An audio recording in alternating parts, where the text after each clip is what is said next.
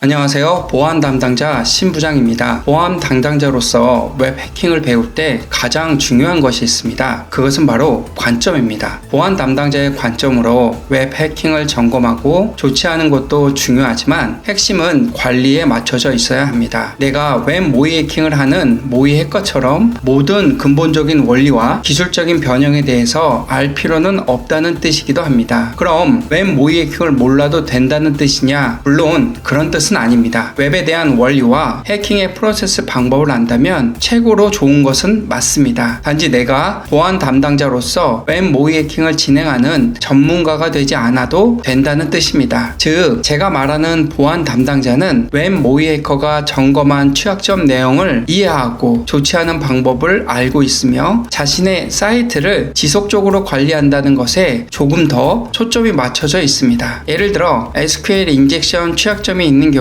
제가 말하는 보안 담당자는 SQL 인젝션 취약점이 무엇인지 알고 있고 간단한 공격문 정도는 사용할 수 있다는 정도를 얘기하는 것입니다. 모의 해킹 전문가로서 DB별로 다른 입력 방법과 개발 언어별로 하는 우회 방법, 변형된 수십, 수백 가지의 SQL 공격문을 알고 적용할 기술까지는 필요 없다는 뜻이기도 합니다. 결론적으로 조직에 한두 명 있는 보안 담당자로서 왜 취약점 관리를 할 때는 취약점 점검과 조치는 외주나 혹은 현역 업체에 맡기고 이보다 중요한 지속적인 관리에 집중하는 것이 훨씬 더 효과적이라고 할 수 있습니다. 오늘도 서론이 길었네요. 보안 담당자로서 웹에 대한 안전한 관리에 집중한다고 하더라도 어느 정도 웹과 공격에 대해서 알아야 한다고 말씀드렸는데요. 그 어느 정도라는 것이 참 어렵습니다. 예전에 키사에서 일주일짜리 웹 모의 해킹 교육을 할 때나 내부 기술 교육은 오프라인에서 진행했기 때문에 사람들의 표정을 보고 이해 여부를 판단할 수 있는데 유튜브에서는 현실적으로 어렵더라고요. 이 영상을 클릭해서 보는 사람의 보안의 지식 수준도 알 수가 없기 때문에 더욱 어렵습니다. 또한 이 영상을 클릭해서 보는 사람의 시간을 의미 없게 하는 것은 다른 사람의 시간을 낭비시키는 것 같다 제가 싫었습니다. 그래서 해당 영상을 보는 모든 사람이 이해할 수 있어야 한다는 결론에 도달했습니다. 즉, 이 영상의 수준은 직무순환이 있는 작은 공공기관에서 보안 업무와 전혀 상관이 없는 사람도 해당 영상을 보면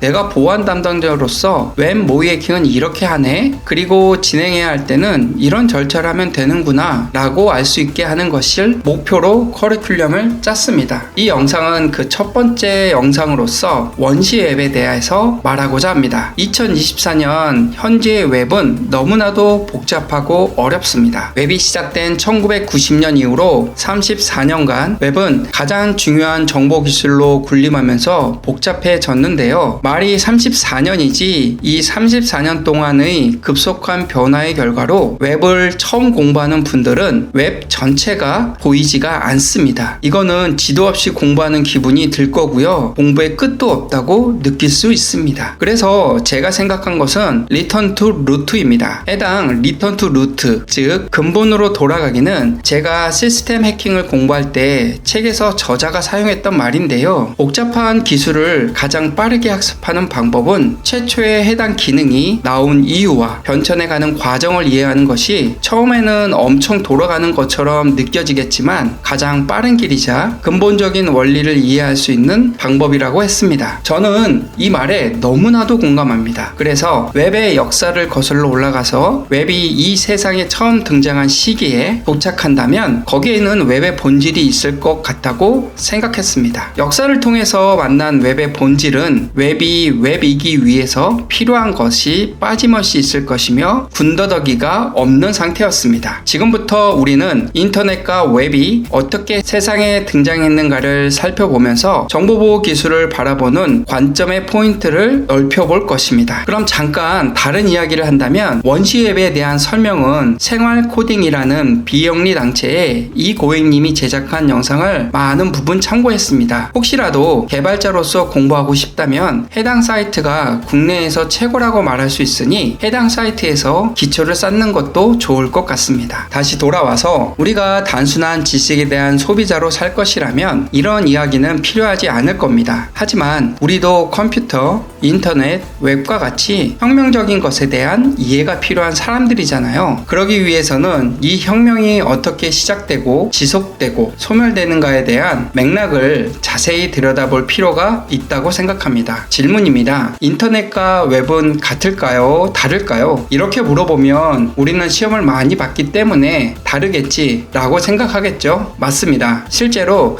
이 두 가지를 현실에서 구분해서 맥락적으로 사용하는 분이 계실까요? 아마도 많지 않을 것 같습니다. 어떻게 다른지를 비유적으로 이야기해 보겠습니다. 인터넷이 도시라면 웹은 도시 위에 있는 건물 하나입니다. 인터넷이 도로라면 웹은 도로 위를 달리는 자동차 한 대라고 할 수 있습니다. 인터넷이 운영체제라면 웹은 운영체장에서 동작하는 하나의 앱이라고 할 수 있습니다. 벤다이어그램으로 살펴본다면 웹이 인터넷의 부분 집합입니다. 또 웹과 동급인 기술은 별처럼 많이 있습니다. 이 인터넷과 웹의 관계를 역사적으로 살펴보면 정보기술 역사상 중요한 사건 두 개가 1960년대와 1990년대에 있었습니다. 1960년대에는 인터넷이 탄생합니다. 1990년에는 웹이 탄생합니다. 두 기술은 무려 30년의 시차를 가지고 세상에 태어났습니다. 우리가 이 두 기술을 잘 구분하지 못하는 것은 웹이 너무나 성공했기 때문입니다. 또 웹 때문에 사람들은 인터넷을 쓰기 시작했기 때문입니다. 그만큼 웹은 중요한 기술입니다. 웹의 역사를 살펴보기 전에 인터넷에 대한 이야기를 먼저 꺼내보겠습니다. 1960년은 인류 역사에서 처음이자 마지막이었던 핵 정쟁이 끝난 지 얼마 되지 않을 때였습니다. 당시에 핵에 대한 공포는 상상을 초월하는 것이었습니다. 미국에서는 핵 공격이 일어났을 때 통신 시스템에 심각한 취약점이 있다는 것을 발견했습니다. 당시에는 통신 시스템이 중앙 집중적이었기 때문에 핵 공격을 당하면 통신이 마비되는 위험이 있었던 것입니다. 이런 문제를 극복하기 위해서 분산된 형태의 통신 시스템을 구상하게 되었는데 그것이 인터넷의 시작이었습니다. 수많은 통신 장비들이 각자 일종의 정화국 역할을 하는 상호부조 시스템이 인터넷인 것이죠. 인터넷은 위의 그림처럼 중앙이 없습니다. 하나가 파괴돼도 나머지가 역할을 하게 됩니다. 이것이 1960년에 인터넷이 출발입니다. 이렇게 30년 동안 인터넷은 천천히 확산됩니다. 이 기간 동안 일반인들은 인터넷이 세상에 있다는 것조차 잘 몰랐습니다. 그 이유는 대학, 군대, 기업들만 사용하는 엘리트 시스템이었기 때문입니다. 1990년 인류 역사상 획기적인 사건이 발생합니다. 바로 웹이 탄생한 것입니다. 질문이 있습니다. 웹의 고향은 어디일까요? 이렇게 물어보면 미국이 아니라는 것은 아시겠죠? 그렇죠. IT의 많은 기술들이 1950년 이후에는 미국에서 많이 발생했으니까요. 맞춰보세요. 의외의 곳입니다. 네, 바로 스위스입니다. 왜 산 좋고 물 좋은 스위스에서 정보기술의 역사상 가장 중요한 사건 중에 하나로 평가받고 있는 웹이 태어났을까요? 사실 스위스가 중요한 것은 아닙니다. 스위스에 무엇이 있는지가 중요합니다. 스위스에는 유럽 입자 물리연구소 CERN이라는 저명한 연구소가 있습니다. 이 연구소에는 강입자 가속기라는 기계가 있습니다. 이 기계는 인류가 만든 기계 중 가장 복잡하고 비싸고 거대한 것입니다. 그 둘레가 무려 27km나 합니다. 과학자들이 이 사진에 있는 관을 통해 입자를 고속으로 회전시킵니다. 그리고 입자와 입자가 쾅 하고 충돌을 시키는데 그때 어마어마한 에너지가 생깁니다. 그 에너지로 인해서 어떠한 물질의 존재 여부를 확인할 수 있다는 가설을 세웠습니다. 이 물질이 바로 힉스 입자입니다. 피터 힉스 박사는 1964년 힉스라는 물질의 존재를 예견했습니다. 하지만 당시에는 그것을 실험으로 입증할 수 있는 방법이 없었죠. 이 물질이 존재하는지를 확인하기 위해서 엄청난 돈과 노력을 들여서 만든 것이 강입자 가속기입니다. 2013년 10월 6일 유럽의 입자물리연구소는 인류를 향해서 중대 발표를 합니다. 힉스 입자가 존재한다는 것이었습니다. 발표장에서는 피터 힉스 박사가 있었는데 눈물을 흘리죠. 피터 힉스와 프랑수와 앙글레이는 공동으로 노벨 물리학 인지학상을 받습니다. 인류는 그런 존재입니다. 호기심 때문에 이렇게 엄청난 일을 합니다. 이 연구소에는 127개국에서 모인 12,000여 명의 과학자와 엔지니어가 모인 곳입니다. 이렇게 보면 매우 멋진 곳처럼 보이죠? 하지만 정반대의 측면을 이야기하고 싶습니다. 1980년대에 일반인들은 정보라는 개념조차 낯설어 할 때였습니다. 하지만 유럽이자 물리연구소는 그 시절에 이미 정보의 바다에서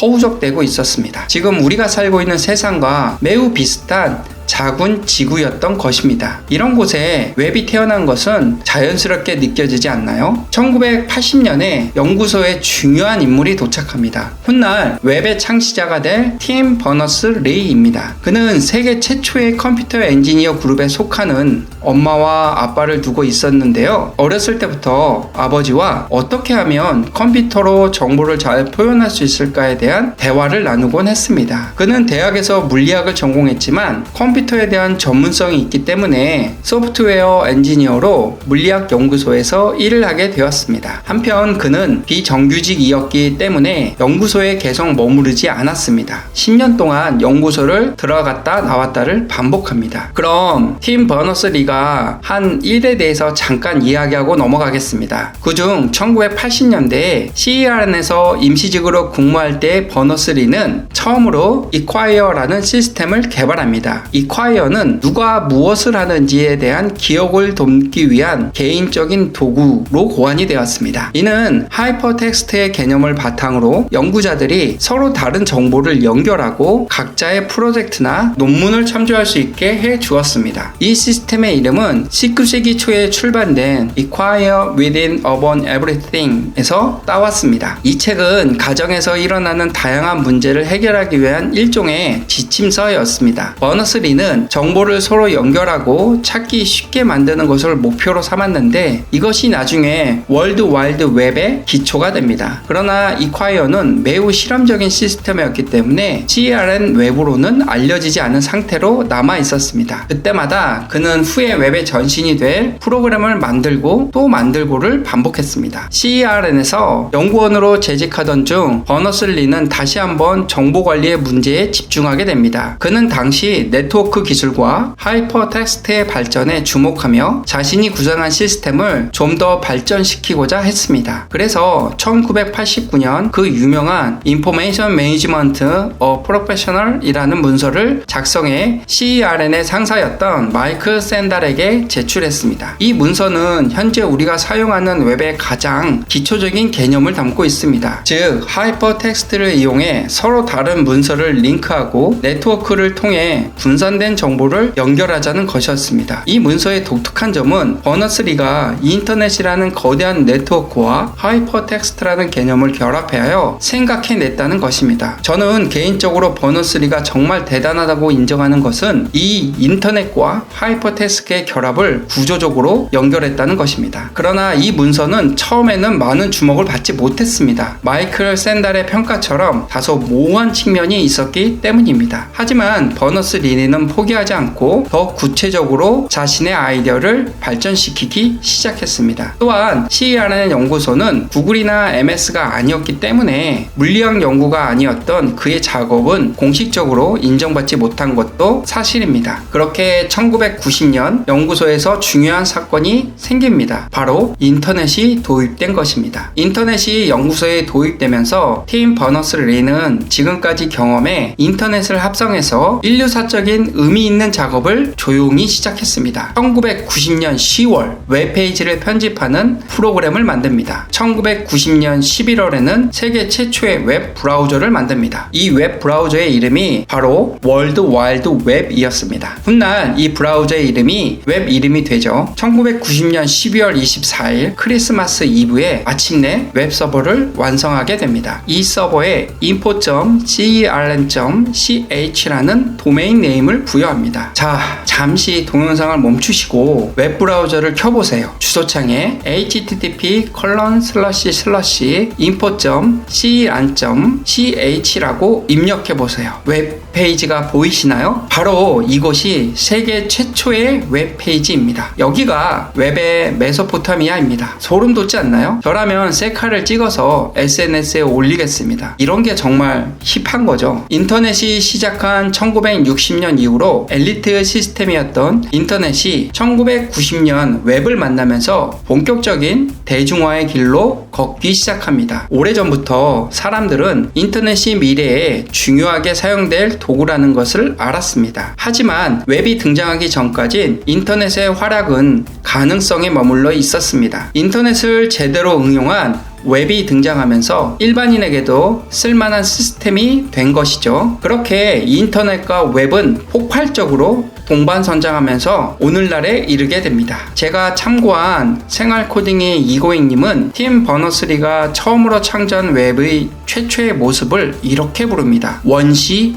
웹 이라고요. 물론 영상을 만드는 저도 이 단어에 너무도 공감을 합니다. 웹이기 위해서 필요한 모든 것을 가지고 있으면서 그렇지 않은 것을 배제한 순수한 상태의 원시 웹을 찾을 수 있다고 생각했고 실제로도 그렇습니다. 자, 결론입니다. 오늘은 웹의 구조를 배우기 앞서서 웹이 탄생한 배경과 역사에 대해서 배웠습니다. 즉, 최초의 원시 웹의 배경을 공부하면서 왜 웹이라는 것이 탄생하게 됐는지 그 이유를 공부했습니다. 지금부터 웹의 역사에 이어서 천재들이 만든 인터넷이 동작하는 가장 기본적인 원리를 알아보겠습니다. 지난 영상과 이어지는 부분이 있으니 맥락적인 부분이 궁금하시다면 전 영상을 참고하시기 바랍니다. 질문입니다. 인터넷이 동작하기 위해서는 컴퓨터가 최소 몇 대가 있어야 될까요? 정답은 2대입니다. 한 대는 인터넷이 아니고 세 대는 본질적이지가 않죠. 2대의 컴퓨터가 서로 정보를 주고받게 되는 순간 인류는 완전히 새로운 존재가 되었습니다. 팀 버너스리는 2대의 컴퓨터를 장만합니다. 그리고 2개의 프로그램과 1개의 프로토콜을 개발하는데요. 하나는 웹브라우저라는 프로그램이고요. 또 하나는 웹서버라는 프로그램이었습니다. 그리고 이 2대의 컴퓨터는 인터넷으로 연결되어 있습니다. 그리고 웹서버가 깔려있는 컴퓨터는 info.cern.ch라는 주소를 가지고 있습니다. 저 컴퓨터가 어떻게 저런 주소를 갖게 되었는지 지금은 모르셔도 괜찮습니다. 잠시 다른 이야기를 하자면 제가 좋아하는 생활코딩의 이고잉님이 자주 하는 말인데요. 내가 알고 있으면 기술이고 모르면 마법이라고 종종 표현하는데요. 저는 개인적으로 기술을 가장 현실적으로 표현한 말이라고 생각이 들어서 이 표현을 너무 좋아합니다. 일단 지금은 마법이라고 생각하세요. 그리고 웹서버가 설치되어 있는 컴퓨터에는 하드디스크가 있겠죠. 그리고 거기에서 어느 디렉토리 안에 index.html 이라는 파일이 저장되어 있습니다. 그리고 웹브라우저에서 주소창에 info.cern.ch/index.html 이라고 입력하고 엔터를 땅 쳤을 때 어떤 일이 생기는지 살펴보겠습니다. 웹브라우저가 설치되어 있는 컴퓨터는 인터넷을 통해서 정기적인 신호를 info.cern.ch에 해당되는 컴퓨터에게 찌릿하고 보냅니다. 그리고 그 신호 안에는 나는 index.html 파일을 원합니다 라는 정보가 담겨 있습니다. 그걸 어떻게 담았는지는 마법입니다. 알면 기술, 모르면 마법이고요. 마법도 괜찮습니다. 일단 넘어가고 나중에 네트워크 교육을 한다면 이 마법을 기술로 바꿔드리겠습니다. 그러면 info.cern.ch에 해당되는 컴퓨터에 설치된 웹서버라는 프로그램이 하드디스크에서 index.html 이라는 파일을 찾아서 그것을 웹브라우저가 설치되어 있는 컴퓨터에게 다시 쏴줍니다. 정기적 신호로 바꿔서 보내주죠. 그럼 그 정기적 신호 안엔 index.html 이라는 파일 안에 저장되어 있는 코드가 담겨 있겠죠? 물론 지금은 마법입니다. 그러면 이 웹브라우저가 설치되어 있는 컴퓨터에 어떤 정보가 도착하나요? 그렇죠. index.html 이라는 파일의 내용이 도착하는 거죠. 코드가 도착합니다. 그러면 그 코드를 웹브라우저가 읽어서 그것을 해석한 다음에 화면에 표시하면 우리가 알고 있는 웹사이트가 또 웹이 이렇게 동작하게 되는 것입니다. 이 관계를 잘 보시면 웹브라우저가 설치되어 있는 컴퓨터와 웹서버가 설치되어 있는 컴퓨터가 서로 정보를 주고받습니다. 그럼 이 중에서 웹브라우저가 깔려있는 컴퓨터는 정보를 요청하고 있나요?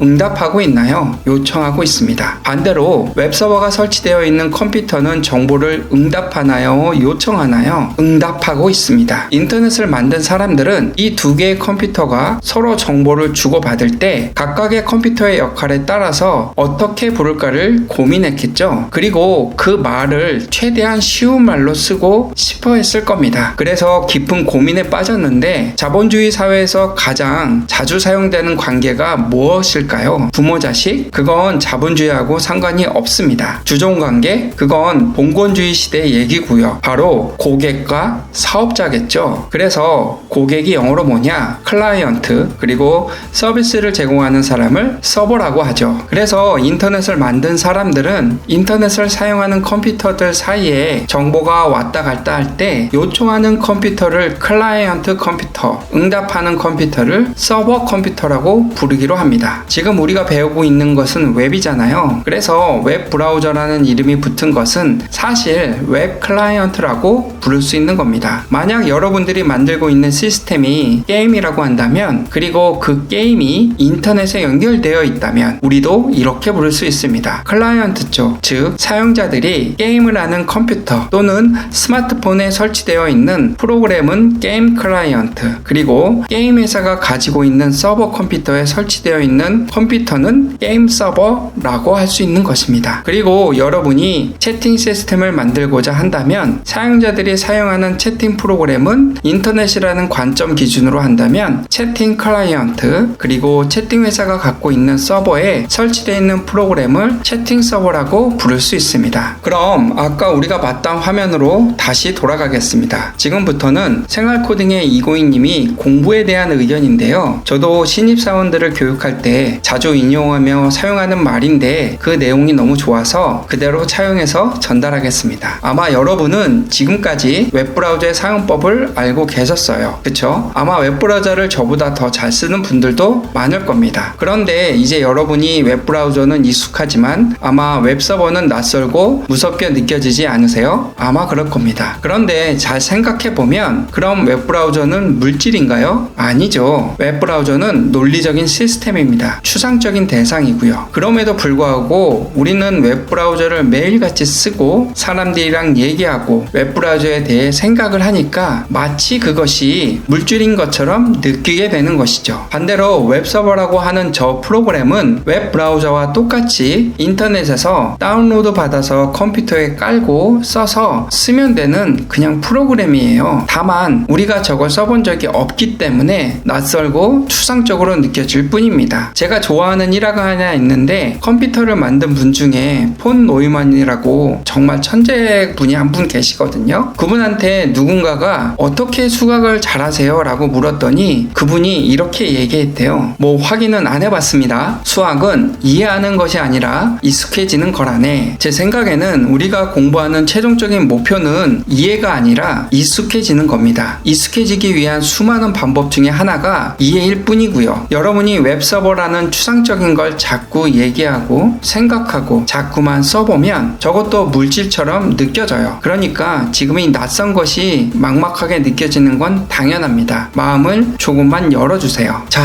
결론입니다. 오늘은 천재들이 만든 인터넷에 동작하는 가장 기본적인 원리, 즉 웹의 구조인 클라이언트와 서버의 구조에 대해서 배워봤는데요. 보안 담당자로서 이게 웹 모의 해킹을 진행하는 데 필요해? 라고 의문이 들 수 있습니다. 이것은 웹에서 매우 근본이 되고 뿌리가 되는 내용이니 반드시 이해할 필요가 있습니다. 만약 이해가 되지 않았다면 여러 번 반복해서 보시길 권장합니다. 저번 시간에는 웹의 구조에 대한 가장 기본적인 기초 내용을 배웠는데요. 오늘은 다시 1990년대 초기 웹 구조로 돌아가 초기 와스가 나타나기까지의 변화에 대해서 알아보도록 하겠습니다. 오늘 이 수업을 들으면 초기 웹과 2024년 현재에도 사용되는 웹의 원형까지 이해하는 계기가 될 수 있을 거예요. 그리고 난 보안 담당자로서의 업무를 배우고 싶은데 왜 이렇게 기초적인 내용만 할까? 라고 생각할 수 있는데요. 지금 배운 내용을 정확히 이해하게 된다면 향후 엔지니어들이 와서 하는 말이 신기하게 다 이해가 될 수 있으니 조금만 힘내주세요. 자, 그럼 시작하겠습니다. 에피소드 1에서 웹의 역사에 대해서 대해서 이야기할 때 1990년 팀 버너스-리는 10월에 웹페이지를 편집하는 프로그램을 만들었습니다. 11월에는 최초의 웹 브라우저를 만들고요. 그리고 이 웹 브라우저가 향후 브라우저의 이름이 되는 월드 와일드 웹이 되었습니다. 그리고 같은 해 12월 24일 크리스마스 이브에 마침내 웹서버를 완성해 웹의 기본 구조를 만들었습니다. 그럼 질문 하나 드려볼까요? 이렇게 만들어진 웹페이지는 어떤 반응이었을까요? 폭발적인 반응을 받았습니다. 그 이유는 바로 A 태그인 하이퍼링크 때문인데요.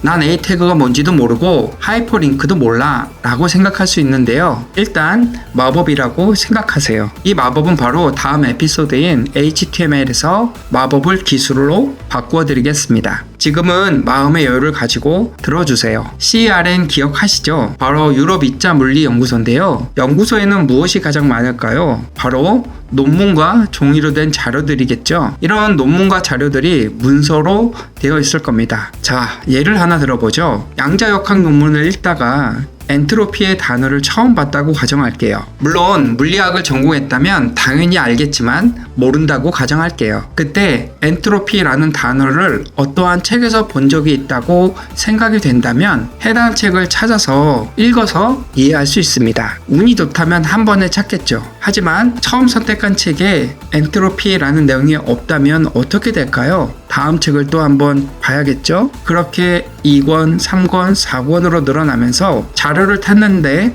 많은 시간을 허비할 겁니다. 책을 못 찾았다면 엔트로피를 알 거라고 생각되는 사람에게 물어봐야 되죠. 다행히 예상한 사람이 알고 있다면 이해할 수 있겠지만 모르고 있다고 한다면 시간만 낭비하고 엔트로피는 끝내 이해하지 못했을 겁니다. 그런데 HTML 문서로 작성이 됐다면 어떨까요? HTML로 작성한 문서에서 엔트로피가 A 태그로 연결되어 있다면 한 번의 클릭만으로 바로 엔트로피가 무엇인가를 알려주는 책이나 논문으로 바로 갈 수 있겠죠. 지금 우리는 이렇게 한 번에 다른 페이지로 이동하는 링크 사용이 너무 익숙해서 당연하다고 생각하겠지만 이거를 처음 사용한 사람들은 너무 좋지 않았을까요? 잠시 상상력을 조금 더 발휘해 볼까요? 이 HTML이 태어난 CERN 연구소는 127개국이 모인 12,000여 명의 과학자와 엔지니어가 모인 곳입니다. 한마디로 이곳은 정보가 넘쳐나는 곳이고 그 정보를 찾는데 어마어마한 시간이 소요될 것입니다. 하지만 A 태그인 링크 기능이 적용되면서 한 번의 클릭만으로 모르는 정보를 확인할 수 있다는 것은 정말로 혁명적이라고 할 수 있을 겁니다.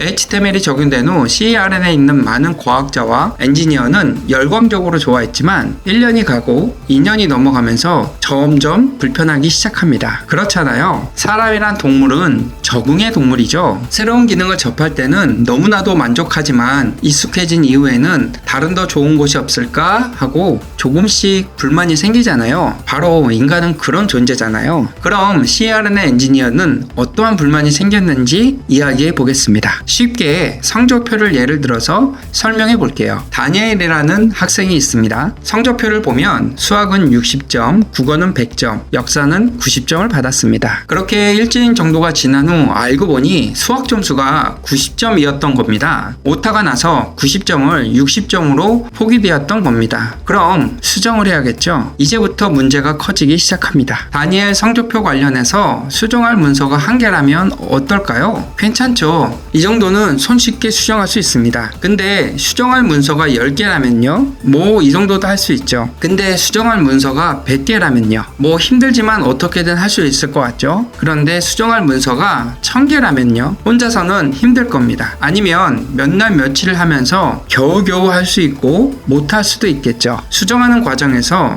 분명 틀리는 부분은 또 나오지 않을까요? 근데 수정할 문서가 10,000개라면요? 10만 개라면요? 더 많아져서 100만 개라면요? 이때부터는 수정이 힘들어집니다. 문서가 증가할수록 사람들의 고통과 불만은 점점 높아질 겁니다. 그래서 고민이 시작되죠. 어떻게 하면 조금 더 편안하게 사용할 수 있을까 하고요. 여러 사람들의 성적표와 다양한 문서들을 보면서 사람들은 고민 끝에 하나의 방법을 생각해내게 됩니다. 바로 문서에는 성적표처럼 고정적인 것과 계속 변하는 것이 있다는 것을 깨닫게 된 거죠. 그래서 고정적인 것과 변화하는 것을 구분해 보기로 한 것입니다. 처음 보여드렸던 만들었던 성적표 기억나시나요? 그럼 여기서 어떤 것이 고정적으로 변하지 않을까요? 그렇죠. 성적표라는 문서는 성적표라는 글자, 땡땡 고등학교, 년, 학기, 이름, 수학, 국어, 역사, 평균은 변하지 않습니다. 하지만 연도와 학기의 숫자, 이름, 수학, 국어, 역사, 평균의 각 이름과 숫자, 즉 다니엘 90, 100, 90, 93.3은 계속 변한다는 것을 알게 되었습니다. 그럼 고정적인 것과 변하는 것을 이렇게 생각해 볼 수 있지 않을까요? 고정적인 것은 변하지 않으니까 문서에 저장해 놓고, 변하는 것은 DB에 저장해 놓으면 어떨까 하고 생각하게 됩니다. 여기서부터 새로운 혁신이 다시 시작됩니다. 그래서 사람들이 생각해낸 혁신의 구조는 지금의 그림처럼 되는 거죠. 그럼 다시 원시웹을 볼까요? 처음에는 클라이언트에서 다니엘 성적표를 보내줘 라고 서버에 요청을 하면 서버 내에서 다니엘 성적표를 찾아서 전달해 주겠죠. 하지만 아까처럼 수정해야 할 일이 발생할 경우 그 수정할 문서가 수십만, 수백만이 된다면 실질적으로 수정이 안 되는 문제가 발생하게 됩니다. 그래서 구조를 고정적인 것과 변하는 것으로 구분하여 웹페이지를 서버가 만들어서 클라이언트에 다시 전송하는 방법을 사용했습니다. 이렇게 구조를 변경하고 나니 세상은 새롭게 태어나기 시작합니다. 초기 원시웹의 고통에서 벗어나 새로운 세상을 만나게 된 것입니다. 수십, 수백 페이지를 가지지 않고 단 하나의 고정 페이지만 가지고 있으면 변화하는 내용은 DB에 저장해 놓았다가 원하는 내용에 따라 새롭게 웹페이지를 만들어서 보내주면 되는 거죠. 이런 고정적인 페이지는 유식한 말로 이렇게 부릅니다. 정적 페이지라고요. 정적 페이지는 지금도 볼 수 있습니다. 보통 학교 홈페이지에 들어가면 교장 선생님의 인사말이 있잖아요. 이 홈페이지를 처음 만들고 난 다음에 교장 선생님이 새로 부임하지 않는 한 거의 변화가 없습니다. 또 기업의 홈페이지에 들어가면 CEO의 인사말이 있잖아요. 그것도 마찬가지입니다. 거의 변화가 없죠. 이렇게 변화가 없는 정적 페이지는 현재에도 사용되고 있습니다. 그리고 DB의 정보를 가져다가 고정적인 부분과 조합하여 페이지를 새롭게 만들어서 클라이언트에게 보내주는 페이지를 좀 있어 보이게 이렇게 부릅니다. 동적 페이지라고요. 별거 아니죠? 그럼 마법 하나를 기술로 바꾸어 보겠습니다. 그럼 이런 동적 페이지를 조금만 더 들어가 볼게요. 이렇게 고객이 원하는 내용을 바탕으로 새롭게 페이지를 만드는 것을 사람들은 뭐라고 이름을 붙이고 싶지 않았을까요? 네, 그 이름이 바로 WAS입니다. 바로 웹 어플리케이션 서버의 약자인 WAS죠. 이 WAS가 생기면서 웹은 또 한 번의 진화를 맞이하게 됩니다. 웹서버는 더 효율적으로 동작하고 다양한 형태의 페이지를 만들어주는 기능까지 할 수 있게 된 거죠. 보통 웹서버와 WAS는 구분해서 사용하는데요. 웹서버는 클라이언트가 요청하는 다양한 요구를 총괄해서 진행하는 총괄 매니저 같은 역할로 생각하시면 됩니다. 반면 WAS라는 것은 보통 미들웨어라고 불리면서 웹서버가 단독으로 처리할 수 없는 데이터베이스의 조회나 다양한 로직 처리가 필요한 동적 페이지, 즉 컨텐츠를 제공한다 라고 생각하시면 됩니다. 자, 결론입니다. 오늘은 원시웹에서 한 단계 발전한 웹의 구조에 대해서 배웠는데요. 바로 WAS와 DB가 연결된 오늘날의 웹 구조의 원형을 배웠습니다. 지금 여러분이 보는 다양한 웹페이지는 오늘 이야기한 웹의 기본 구조로 동작합니다. 축하드립니다. 솔직히 웹에서 가장 중요한 패드는 오늘로써 다 배웠습니다. 중요도로 따지자면 개인적인 생각으로 60% 이상은 오늘 다 배웠다고 생각합니다. 이제는 살을 붙이는 과정이 남아 있습니다. 보안 담당자로서 웹 해킹을 이해하기 위한 기초를 쌓아가고 있다고 생각하시면 되고요. 만약 이해가 되지 않는다면 여러 번 반복해서 보시길 권장합니다. 혹시 이해가 안 되는 부분이 있다면 댓글로 알려주시면 자세히 설명하겠습니다. 다음 시간에는 웹의 발전 과정을 보면서 기술이 어떻게 변화했는지 더 공부하면서 살을 붙여보도록 하겠습니다. 오늘은 보안 담당자로 웹 모의 해킹을 진행하기 앞서 웹의 근간이 되는 웹서버의 구조와 WAS, 데이터베이스를 간략하게 공부했는데요.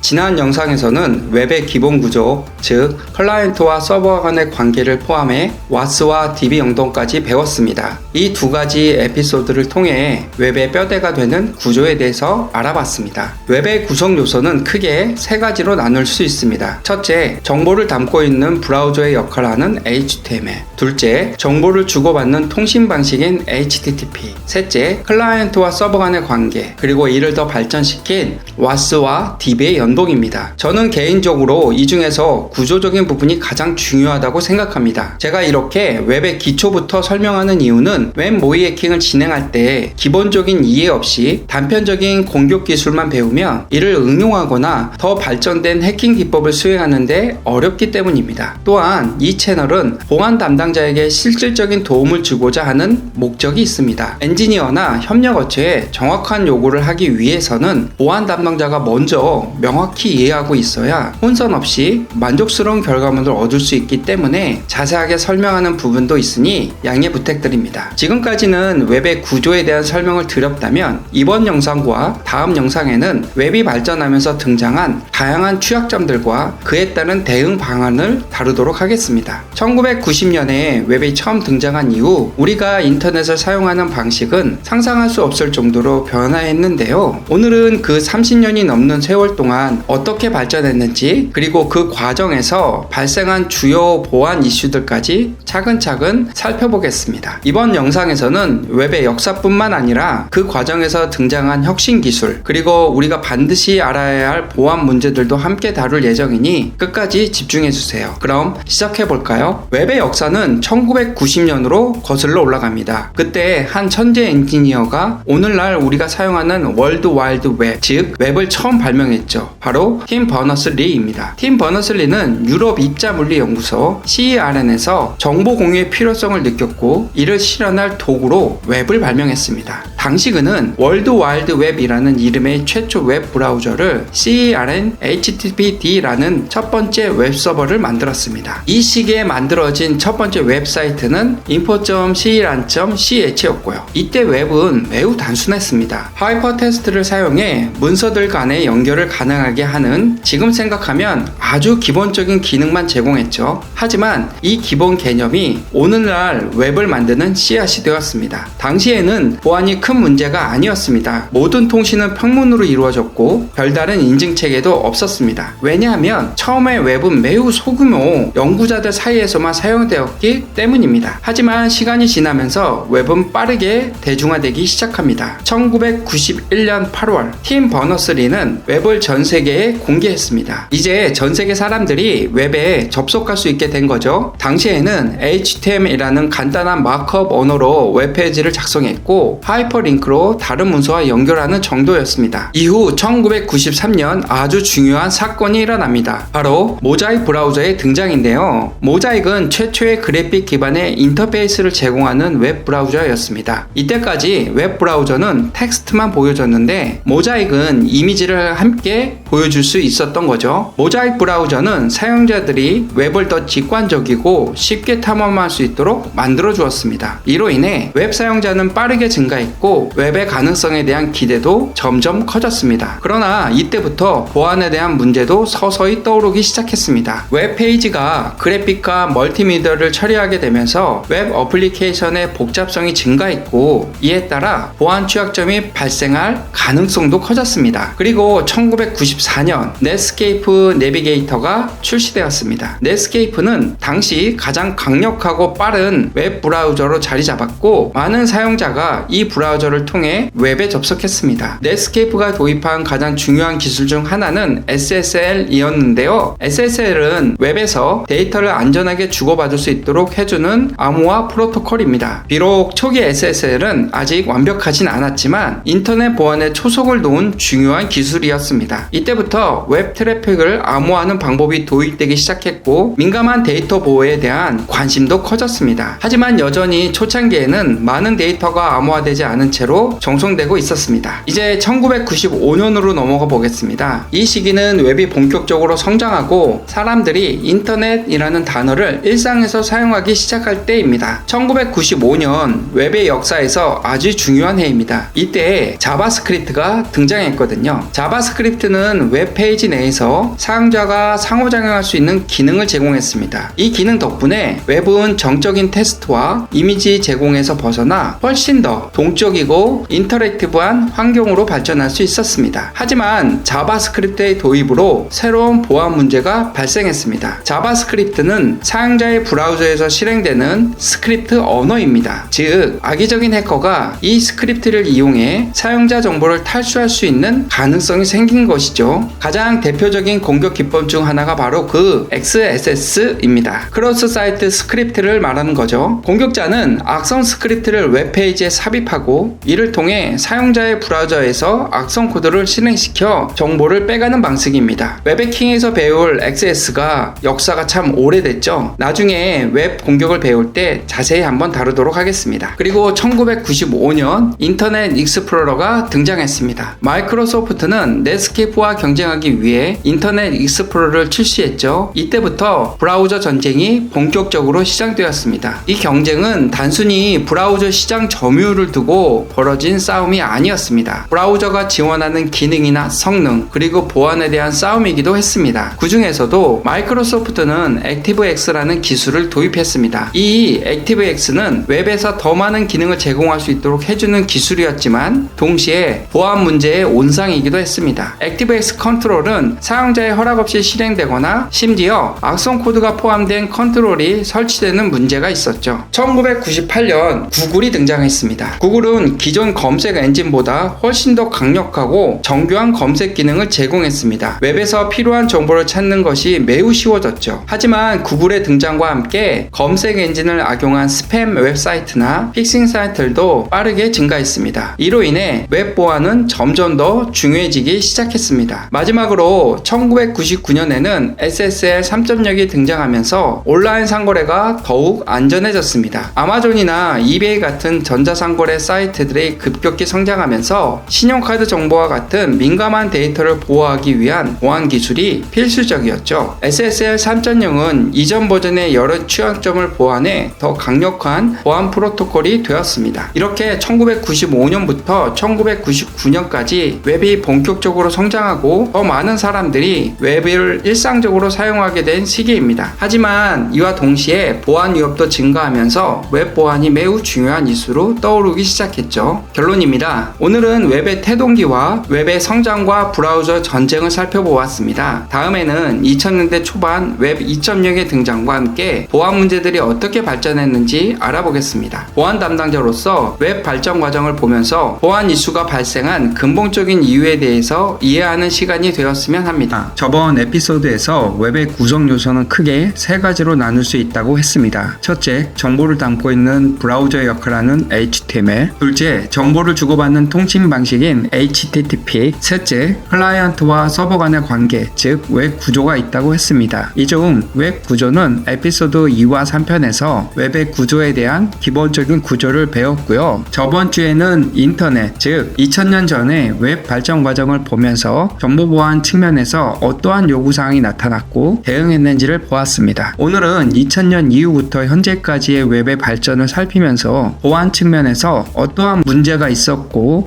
해결되었는지 알아보도록 하겠습니다. 이처럼 웹의 변천사 과정을 살펴보는 것은 웹의 흐름을 보면서 어떠한 맥락으로 보안 문제가 발생했는지 이를 이해한다면 좀 더 근본적인 대응을 할 수 있기 때문에 이 웹의 변천사를 학습하고 있습니다. 자, 그럼 이번 영상에서는 웹이 한 단계 더 도약했던 2000년대 초반부터 다뤄보도록 하겠습니다. 그 당시 웹은 더 이상 단순한 정보 제공의 도구가 아니었습니다. 웹 2.0이라는 새로운 패러다임이 등장하면서 사용자가 단순히 웹 콘텐츠를 소비하는 데 그치지 않고 직접 참여하여 기여할 수 있는 시대가 열린 것이죠. 웹 2.0의 가장 큰 특징은 동적 웹 어플리케이션의 등장입니다. 이제 사용자는 단순히 정보를 읽는 데에서 끝나는 것이 아니라 직접 콘텐츠를 생성하고 다른 사용자와 실시간으로 상호작용할 수 있게 된 것입니다. 여러분도 잘 알고 계실 위키피디아가 그 대표적인 사례입니다. 위키피디아는 2001년에 시작되어 사용자들이 정보를 직접 작성하고 수정할 수 있는 협업의 장을 열었죠. 웹의 소통의 장으로 진화하기 시작한 것입니다. 하지만 웹 2.0이 진정한 혁신을 이룬 것은 기술적인 발전 덕분이었습니다. 2005년에 등장한 AJAX는 웹페이지를 새로 고침 없이도 데이터를 주고받을 수 있게 해줬습니다. AJAX는 덕분에 사용자들은 페이지를 다시 로드할 필요 없이 실시간으로 정보를 처리할 수 있게 된 거죠. 이로 인해 구글 맵스, 페이스북 같은 혁신적인 어플리케이션이 등장하게 되었습니다. 웹은 이제 단순한 페이지 모음이 아니라 실시간으로 반응하고 상호작용하는 애플리케이션으로 변모하게 됩니다. 그러나 이러한 편리함과 기능성의 향상은 웹은 새로운 보안 위협을 동반했습니다. CSRF와 SQL 인젝션 같은 취약점이 급증하면서 웹 개발자들은 사용자의 데이터를 보호하기 위해 더 많은 노력을 기울여야 했습니다. 특히 AJAX는 사용자 입력을 서버로 보내는 과정에서 데이터를 제대로 검증하지 않으면 공격자가 이를 악용할 수 있는 위험이 있었죠. 바로 이 시기에 보안의 중요성이 더욱 부과되기 시작합니다. 이제 우리는 2006년부터 2012년까지 또 다른 혁신적인 변화의 시기로 넘어가 보겠습니다. 이 시기의 웹은 클라우드 컴퓨팅과 모바일 웹이라는 두 가지 혁신적인 흐름을 중심으로 발전하게 됩니다. 먼저 클라우드 컴퓨팅을 살펴볼까요? 2006년 아마존 웹 서비스가 출시되면서 클라우드 컴퓨팅은 그야말로 게임 체인저가 되었습니다. 기업들은 더 이상 서버를 직접 관리할 필요 없이 아마존과 같은 클라우드 서비스 제공자를 통해 서버 자원을 유용하게 사용할 수 있게 되었죠. 이로 인해 웹 어플리케이션 개발과 배포는 훨씬 더 쉬워졌고 특히 확정성과 비용 효율성 면에서 엄청난 혁신을 이뤘습니다. 하지만 클라우드 컴퓨팅은 기존의 웹 보안 문제와 또 다른 도전 과제를 제시했습니다. 서버를 물리적으로 내 손 안에 있지 않다면 내 데이터는 얼마나 안전할까요? 누가 내 데이터를 접근할 수 있을까요? 데이터의 소유권, 접근 제어, 그리고 암호화와 같은 새로운 보안 문제들이 클라우드 컴퓨팅을 도입하는 모든 기업의 최우선 과제가 되었습니다. 특히 클라우드 인프라에서 데이터를 처리하고 저장하는 방식은 정통적인 서버 환경과 다르기 때문에 새로운 보안 접근 방식이 필요했습니다. 그리고 2007년 전 세계 웹 사용 방식을 뒤바꾼 또 하나의 사건이 있습니다. 바로 아이폰의 출시죠. 모바일 웹은 이제 그 어느 때보다 중요해졌습니다. 사람들이 어디서나 언제나 인터넷에 접속할 수 있게 된 것입니다. 웹은 이제 단순한 데스크탑 환경을 넘어서 스마트폰과 같은 모바일 기기에서도 사용할 수 있게 되면서 모바일에 최적화된 디자인과 기능을 제공하는 것이 필수적으로 되었습니다. 하지만 모바일 웹도 새로운 보안 문제를 안고 있습니다. 스마트폰의 악성 웹의 주요 타깃이 되었고 모바일 웹의 보안 취약점은 점점 더 심각한 문제가 되었습니다. 특히 데이터 유출과 개인정보 보호 문제가 가장 큰 이슈로 떠올랐죠. 모바일 환경에서는 데스크톱과 같은 다른 보안 취약점들이 존재하기 때문에 모바일 기기를 안전하게 보호하는 새로운 보안 솔루션들이 필요했습니다. 또한 2008년에는 구글이 크롬 브라우저를 출시했습니다. 크롬은 웹 브라우저의 시장에 새로운 기준을 제시했죠. 기존 브라우저보다 빠르고 안전했으며 특히 샌드박싱 기술을 도입하여 브라우저 자체에서 악성 코드가 실행되지 않도록 보호했습니다. 이로 인해 웹 보안은 한층 더 강화되었고 CSP 같은 새로운 보안 기술이 도입되어 XS 같은 공격을 예방할 수 있게 되었습니다. 마지막으로 2013년부터 현재까지 보안이 웹의 중심화두가 된 시기로 넘어가 보겠습니다. 이 시기를 이야기할 때 가장 먼저 언급되어야 할 사건이 있습니다. 바로 에드워드 스노튼이 폭로한 국가안보국 감시 프로그램 사건이죠. NSA 사건이라고도 합니다. 이 사건은 전 세계적으로 엄청난 파장을 일으켰고 개인정보 보호와 보안에 대한 인식을 크게 바꿔놓았습니다. 이 사건 이후 웹사이트들은 사용자 데이터를 더욱 안전하게 보호하기 위해 HTTPS를 기본적으로 사용하기 시작했습니다. HTTPS는 통신 암호화하여 해커가 데이터를 가로채지 못하도록 해주죠. 또한 2015년에는 웹 성능을 한 차원 더 높여주는 HTTP2가 도입되었습니다. 이 프로토콜은 웹 프로토콜의 로딩 속도를 획기적으로 개선하고 특히 서버와 클라이언트 간의 데이터 전송을 높였습니다. 이전보다 더 복잡하고 대규모 웹 어플리케이션도 이제 빠르고 효율적으로 실행할 수 있게 된 거죠. 흥미로운 점은 암호화 통신에서도 HTTP2는 뛰어난 성능을 발휘했다는 것입니다. 즉 보안성과 성능을 동시에 잡을 수 있는 기술이 등장한 겁니다. 그리고 2018년 아주 중요한 변화가 있었습니다. 바로 GDPR, 즉 유럽연합 개인정보 보호법이 시행된 것입니다. 이 법은 사용자 데이터를 어떻게 처리해야 하는지에 대한 명확한 규제를 도입했죠. 웹사이트는 이제 사용자 데이터를 수집할 때 명확한 동의를 받아야 했고 사용자는 자신의 데이터를 삭제할 권리를 갖게 되었습니다. GDPR의 시행은 전 세계 웹사이트와 기업에 막대한 영향을 끼쳤으며 이를 준수하지 않으면 막대한 벌금을 물게 되는 강력한 규제입니다. 마지막으로 우리는 지금 웹 3.0 시대에 접어들고 있습니다. 웹 3.0은 중앙화된 웹이 아닌 탈중앙화된 웹을 목표로 하며 블록체인 기술이 그 중심에 있습니다. 블록체인을 통해 사용자는 데이터에 대한 완전한 소유권을 가지게 되고 정보가 중앙 서버에 의존하지 않고 분산된 방식으로 관리됩니다. 이는 앞으로 웹의 프라이버시 프라이버시와 보안 측면에서 더 강력해질 가능성을 열어주고 있죠. 또한 인공지능은 웹 보안에 대한 큰 혁신을 가져올 것으로 예상됩니다. AI는 사이버 위협을 감지하고 빠르게 대응할 수 있는 자동화된 시스템을 만들어줍니다. 이를 통해 우리는 점점 더 복잡해지는 사이버 공격에 대해 효과적으로 대응할 수 있을 것으로 예상하고 있습니다. 결론입니다. 웹은 끊임없이 발전하고 있으며 그 발전의 중심에는 언제나 보안이 있었습니다. 앞으로 웹은 더 안전하고 더 개인화된 방식으로 진화해 나갈 것입니다. 이렇게 2000년부터 현재까지 웹 발전 과정과 그로 인해 발생한 보안 이슈들 그리고 미래의 웹까지 자세히 살펴보았습니다. 보안 담당자로서 2000년 이후 웹 발전 과정을 보면서 보안 이슈가 발생한 근본적인 이유에 대해서 이해하는 시간이 됐으면 합니다. 더불어 영상을 시청해주신 분들에게 조금이나 도움이 되는 시간이 되었습니다. 안녕하세요. 보안 담당자 신부장입니다. 여러분들은 HTTP에 대해서 어느 정도 알고 있나요? 최근에 저희 초등학교 5학년 딸아이도 인터넷 주소창을 말할 때 HTTP라고 말하고 이게 인터넷으로 들어가는지 알고 있더라고요. 그래서 어떻게 알고 있는 거야? 라고 물어보니 다들 이렇게 들어가. 아빠는 어른이면서도 이걸 모르면 어떡해? 라고 하더라고요. 이렇게 말하는 딸아이가 귀여워서 웃으며 우리 딸 똑똑하네 라고 말한 적이 있습니다. 누구나 들어봤고 알고는 있지만 자세히 설명하려면 조금 막막한 그 HTTP에 대해서 알아보겠습니다. 오늘 기초편에서는 HTTP에 대한 전반적인 내용을 다루고 고급편에서는 상세한 HTTP 헤더 구조를 배우면서 해커의 관점과 보안 담당자의 관점으로 구분해서 설명하도록 하겠습니다. 그럼 기초편을 시작하겠습니다. 웹의 구성 요소는 크게 세 가지로 나눌 수 있다고 했습니다. 첫째, 정보를 담고 있는 브라우저 역할을 하는 HTML. 둘째, 정보를 주고받는 통신 방식인 HTTP. 셋째, 클라이언트와 서버 간의 관계, 즉 웹 구조가 있다고 했습니다. 오늘은 이 중 통신 방식인 HTTP를 알아볼 텐데요. 먼저 HTTP가 무엇인지부터 간단히 설명해 드릴게요. HTTP는 하이퍼텍스트 트랜스퍼 프로토콜의 약자입니다. 웹 브라우저와 서버가 서로 대화를 할 때 사용하는 일종의 규칙 또는 약속이라고 할 수 있죠. 쉽게 말해 웹 브라우저가 서버에 데이터를 요청하고 서버가 그에 대한 응답을 보내는 과정을 HTTP가 관리하는 거예요. 우리가 인터넷에서 페이지를 보거나 정보를 검색할 때 항상 이 HTTP가 작동하고 있습니다. 여러분들이 웹 브라우저에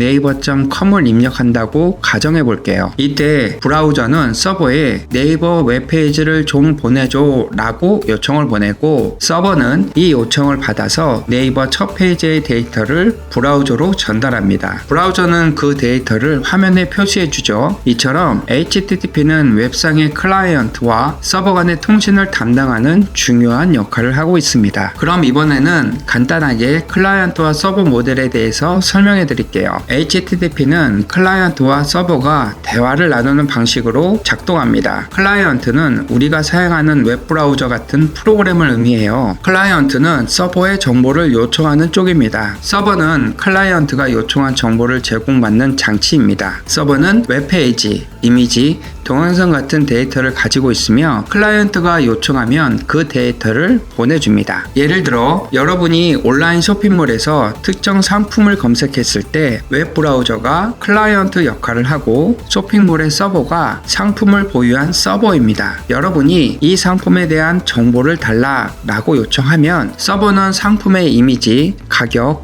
설명을 클라이언트에게 보내주는 거죠. 이 과정을 클라이언트와 서버 모델이라고 합니다. 이 구조는 웹상의 정보를 주고받는 기본 방식이고요. 우리가 웹사이트를 이용할 때마다 끊임없이 이루어집니다. 이 부분은 앞에 5강에 걸쳐서 자세하게 설명을 했습니다. 이번에는 HTTP 메시지 구조에 대해서 알아보겠습니다. HTTP 통신은 두 가지의 주요 메시지로 이루어집니다. 바로 요청 메시지와 응답 메시지입니다. 먼저 요청 메시지 리퀘스트에 대해서 알아볼까요? 요청 라인이 있습니다. 있습니다. 이 부분에는 클라이언트가 서버에 요청하는 정보를 담깁니다. 여기에서는 어떤 작업을 할지 나타내는 메서드가 있고요. 요청할 리소스의 경로 그리고 HTTP 버전이 들어 있습니다. 예를 들면 get 하고 index.html 그 다음에 HTTP 1.1이라는 메시지를 서버에 보내는 거죠. 이 요청을 받은 서버는 웹페이지의 데이터를 클라이언트로 전송하게 됩니다. 그 다음엔 헤더가 있습니다. 헤더는 요청에 대한 추가 정보를 담고 있습니다. 예를 들면 호스트 헤더는 어떤 서버에 요청을 보내는지, 유저 에이전트는 어떤 브라우저를 사용하는지 등의 정보가 담깁니다. 마지막으로 본문이 있습니다. 요청에 포함된 데이터들입니다. 주로 호스트 요청에서 사용됩니다. 예를 들면 회원가입 시 이름과 이메일 같은 데이터를 서버에 전송할 때 사용되죠. 다음은 응답, 리스폰스 메시지입니다. 먼저 상태 라인인데요. 서버가 클라이언트 요청을 처리한 결과를 나타냅니다. 여기에는 HTTP 상태 코드가 포함됩니다. 이 코드가 서버가 요청을 성공적으로 처리했는지 오류가 있었는지를 알려줍니다. 다음은 헤더인데요. 응답에 대한 추가 정보를 담고 있습니다. 예를 들어 컨텐츠 타입 헤더는 서버가 보내는 데이터의 형식을 알려줍니다. 마지막으로는 본문입니다. 요청에 대한 실제 데이터가 담겨있는 부분입니다. 웹페이지의 HTML 코드나 이미지 데이터 등이 여기에 포함됩니다. HTTP에는 다양한 메서드가 있는데요. 이 메서드는 클라이언트가 서버에 요청할 때 사용하는 일종의 지시문입니다. 몇 가지 주요 메서드를 살펴볼게요. 우선 첫 번째로는 get 메서드입니다. 가장 기본적인 메서드죠. 서버에 있는 데이터를 가져오는 요청이고요. 여러분이 브라우저에서 웹페이지를 열 때마다 get 요청이 사용됩니다. 예를 들어 구글에서 검색어를 입력하고 검색 버튼을 누르면 브라우저는 구글 서버에 get 요청을 보내서 검색 결과 페이지를 받아옵니다. 다음으로는 포스트인데요. 서버로 데이터를 전송하는 메서드입니다. 주로 회원 가입이나 로그인 같은 폼 데이터를 전송할 때 사용됩니다. 예를 들면 회원 가입 폼에서의 이름, 이메일, 비밀번호 등을 입력한 후 제출 버튼을 누르면 포스트 요청을 통해 이 정보가 서버로 전송됩니다. 그 다음은 푸시입니다. 서버의 데이터를 수정할 때 사용됩니다. 예를 들면 사용자 정보를 업데이트할 때 사용되죠. 그 다음은 델리트입니다. 서버에서 데이터를 삭제할 때 사용됩니다. 예를 들어 게시글을 삭제할 때는 델리트 요청을 보내는 것이죠. 이런 메서드는 서버가 클라이언트 요청에 따라 어떤 작업을 해야 하는지 알려주는 명령어라고 보시면 됩니다. 다음으로는 HTTP의 상태 코드에 대해서 알아보겠습니다. 서버가 클라이언트의 요청을 응답할 때 상태 코드를 사용하여 요청이 어떻게 처리되었는지를 알려줍니다. 중요한 상태 코드를 몇 가지를 살펴보겠습니다. 먼저 200OK입니다. 요청이 성공적으로 처리되었을 때 나오는 코드입니다. 예를 들면 여러분이 특정 웹페이지를 열면 서버에 요청한 페이지가 성공적으로 보냈다 라는 의미로 200OK 상태 코드를 보냅니다. 다음은 404 not found입니다. 요청한 페이지나 리소스를 찾을 수 없을 때 나오는 코드입니다. 예를 들어 잘못된 URL을 입력했을 때 페이지를 찾을 수 없다 라는 메시지와 함께 404 오류가 발생합니다. 다음은 500 internal server error입니다. 서버 내부에서 문제가 발생했을 때 나타나는 코드입니다. 이 상태 코드는 클라이언트에서 서버가 요청을 제대로 처리했는지 아니면 어떤 문제가 있었는지를 알려주는 중요한 역할을 합니다. 다음으로 HTTP와 HTTPS의 차이점을 알아보겠습니다. HTTP는 데이터를 평문으로 주고받기 때문에 중간에서 누군가가 데이터를 가로채면 내용을 그대로 볼 수 있습니다. 이를 스니핑이라고 하는데요. 그래서 보안을 강화하는 것이 바로 HTTPS입니다. HTTPS는 SSL, TLS 암호화 기술을 사용해서 데이터를 암호화합니다. 쉽게 말해 HTTPS는 데이터를 보낼 때 봉투에 자물쇠를 채워서 중간에 아무도 볼 수 없게 만드는 거죠. 예를 들면 온라인 쇼핑몰에서 결제 정보를 입력할 때 HTTPS를 사용하면 여러분의 카드 정보가 암호화되어 안전하게 전송됩니다. 반면에 HTTP를 사용하면 그 정보가 평문으로 전송되어 해커가 쉽게 가로챌 수 있습니다. HTTPS는 은행, 쇼핑몰, 이메일 서비스 등 보안이 중요한 웹사이트에서 필수적으로 사용됩니다. 마지막으로 HTTP가 가지고 있는 보안의 문제점과 그에 대한 대책을 간단하게 알아보겠습니다. 먼저 스니핑입니다. HTTP는 데이터를 암호화하지 않기 때문에 네트워크상에서 데이터가 쉽게 쉽게 가로챌 수 있습니다. 예를 들어 공용 와이파이에서 HTTP로 로그인 정보를 전송할 경우 해커가 그 정보를 가로채 로그인할 수 있습니다. 그 다음은 중간적 공격인데요. 보통 미들 어택이라고 얘기하죠. 공격자가 클라이언트와 서버 간의 통신을 가로채 정보를 탈취하거나 조작할 수 있습니다. 마지막으로 세션 하이제킹이 있습니다. 세션 쿠키를 가로채서 사용자 인증을 탈취할 수 있습니다. 이렇게 되면 해커가 사용자의 로그인 상태를 가로채서 그 사용자의 계정으로 악의적인 행동을 할 수 있습니다. 이거에 대한 대책으로 보통 HTTP 사용을 권장합니다. 데이터를 암호화하여 스니핑과 중권자 공격을 예방할 수 있습니다. 그 다음으로는 쿠키 보안 설정이 있는데요. 쿠키에 HTTP only와 secure 속성을 설정하여 쿠키가 가로채지 않도록 보호할 수 있습니다. 마지막으로 콘텐츠 보안 정책 CSP인데요. 웹페이지에 악성 스크립트가 실행되지 않도록 방지할 수 있습니다. 자,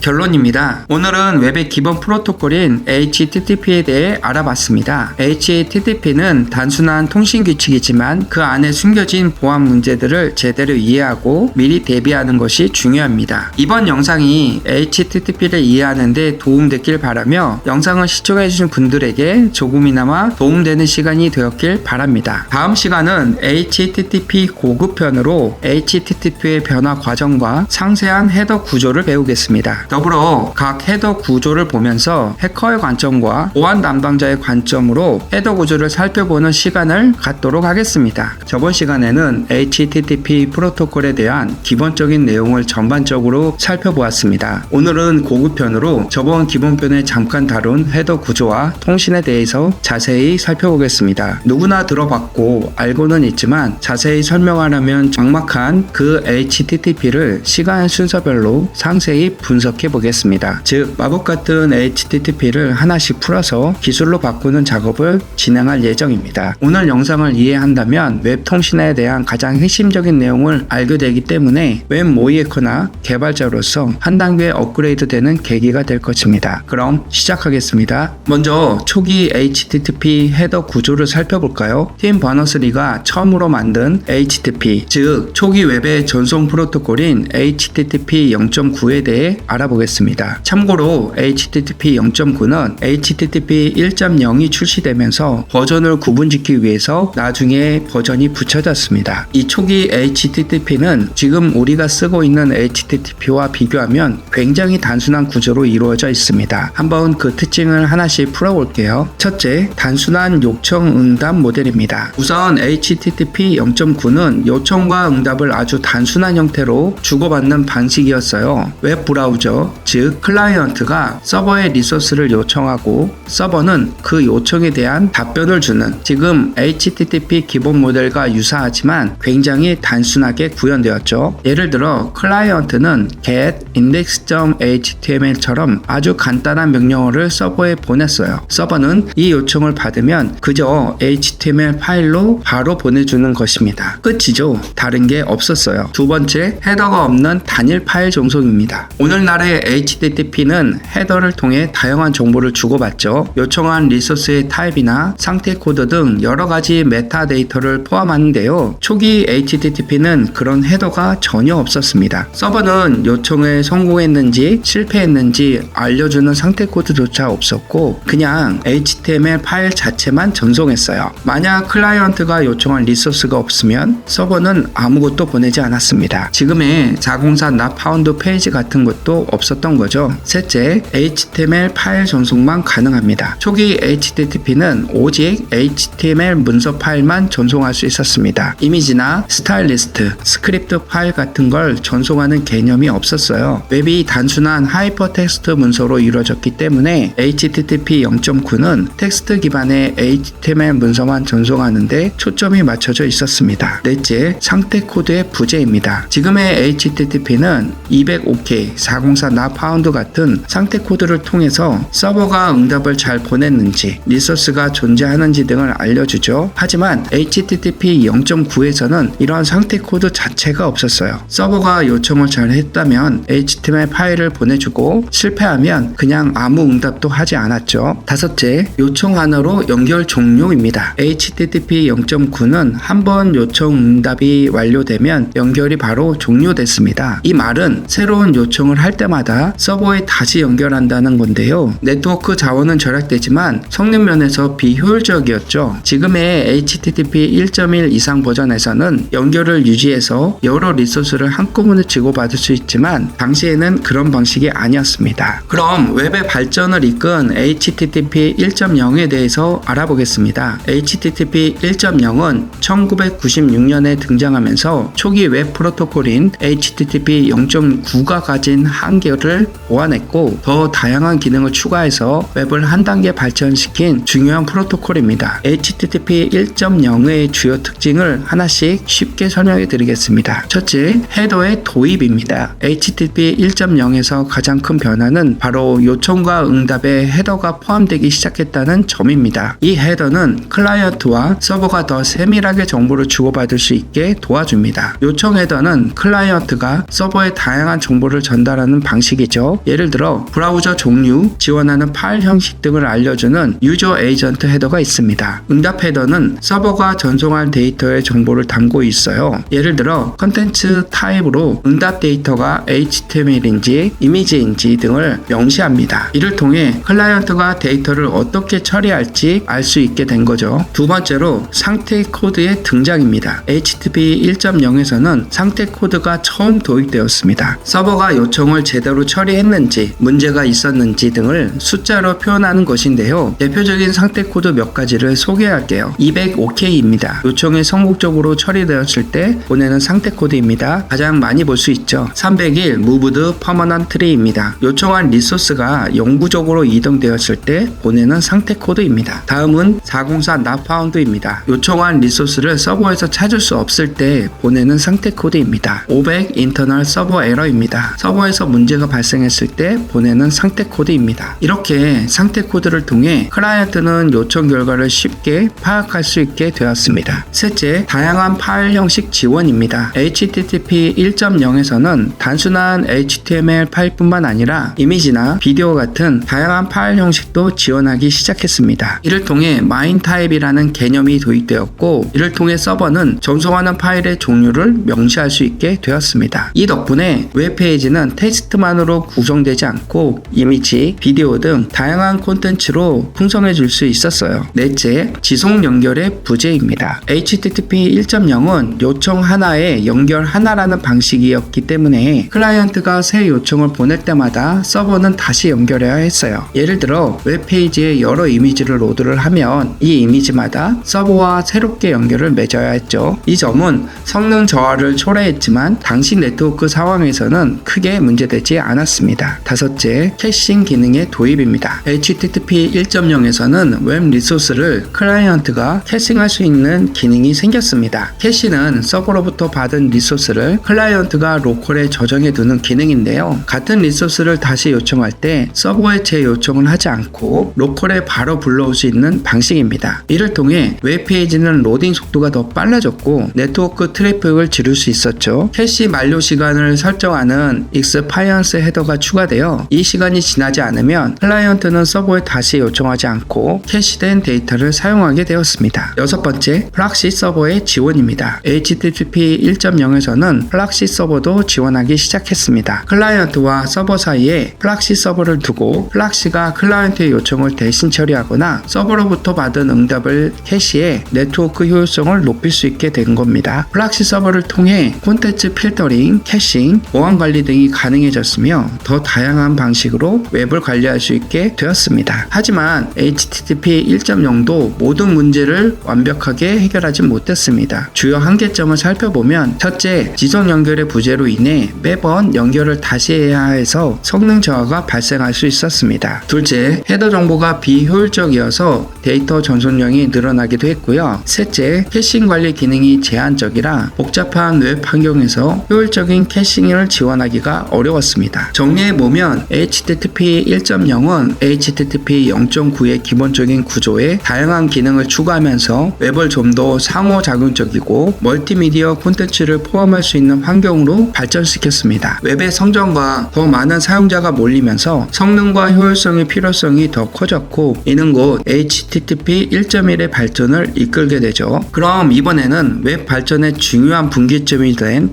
HTTP 1.1에 대해서 알아보겠습니다. HTTP 1.1은 1997년에 등장해 웹의 성장에 맞춰 다양한 기능을 추가하고 성능을 개선한 버전입니다. 지금도 많은 웹사이트가 HTTP 1.1을 기본 프로토콜로 사용하고 있을 만큼 영향력이 큰 버전이죠. HTTP 1.1은 RFC 2616에 정의되었으며 몇 가지 중요한 특징과 개선사항이 있습니다. 이제 HTTP 1.1의 주요 특징을 하나씩 쉽게 살펴보겠습니다. 첫째, 기본 연결성이 기본 설정입니다. HTTP 1.1은 첫 번째 큰 변화는 지속 연결이 기본급이 된 점입니다. 이전 버전인 HTTP 1.0에서는 요청을 처리할 때마다 연결을 끊어야 했지만 HTTP 1.1에서는 클라이언트가 여러 리소스를 요청하는 동안 하나의 연결을 계속 유지합니다. 연결을 끊지 않고 유지함으로 성능이 크게 개선되었고 웹페이지는 여러 요소를 빠르게 로드할 수 있게 되었습니다. 이 지속 연결이 기본이라 커넥션 Keep Alive가 이제 자동으로 설정되고 연결을 종료하게 되면 커넥션 클로즈를 사용해야 합니다. 둘째, 파이프라이닝입니다. HTTP 1.1에서는 파이프라이닝 기능도 추가되었습니다. 클라이언트가 서버의 응답을 기다리지 않고 여러 요청을 연속적으로 보내어 네트워크 지연을 줄이는 데 도움이 되었습니다. 이전에 HTTP 1.0에서는 요청에 대한 응답을 받고 나서야 다음 요청을 보낼 수 있었죠. 이제는 여러 요청을 동시에 보낼 수 있게 되어 웹페이지 로딩 속도가 훨씬 빨라졌습니다. 셋째, 호스트 헤더의 필수 설정입니다. HTTP 1.1에서는 호스트 헤더가 필수가 되었습니다. 덕분에 하나의 서버에서 여러 웹사이트를 호스팅할 수 있게 되었죠. 같은 IP 주소로 여러 도메인을 운영할 때 서버가 이 호스트 헤더를 보고 어떤 도메인에 대한 요청인지 구분할 수 있습니다. 예를 들어 getindex.html HTTP 1.1 요청에 호스트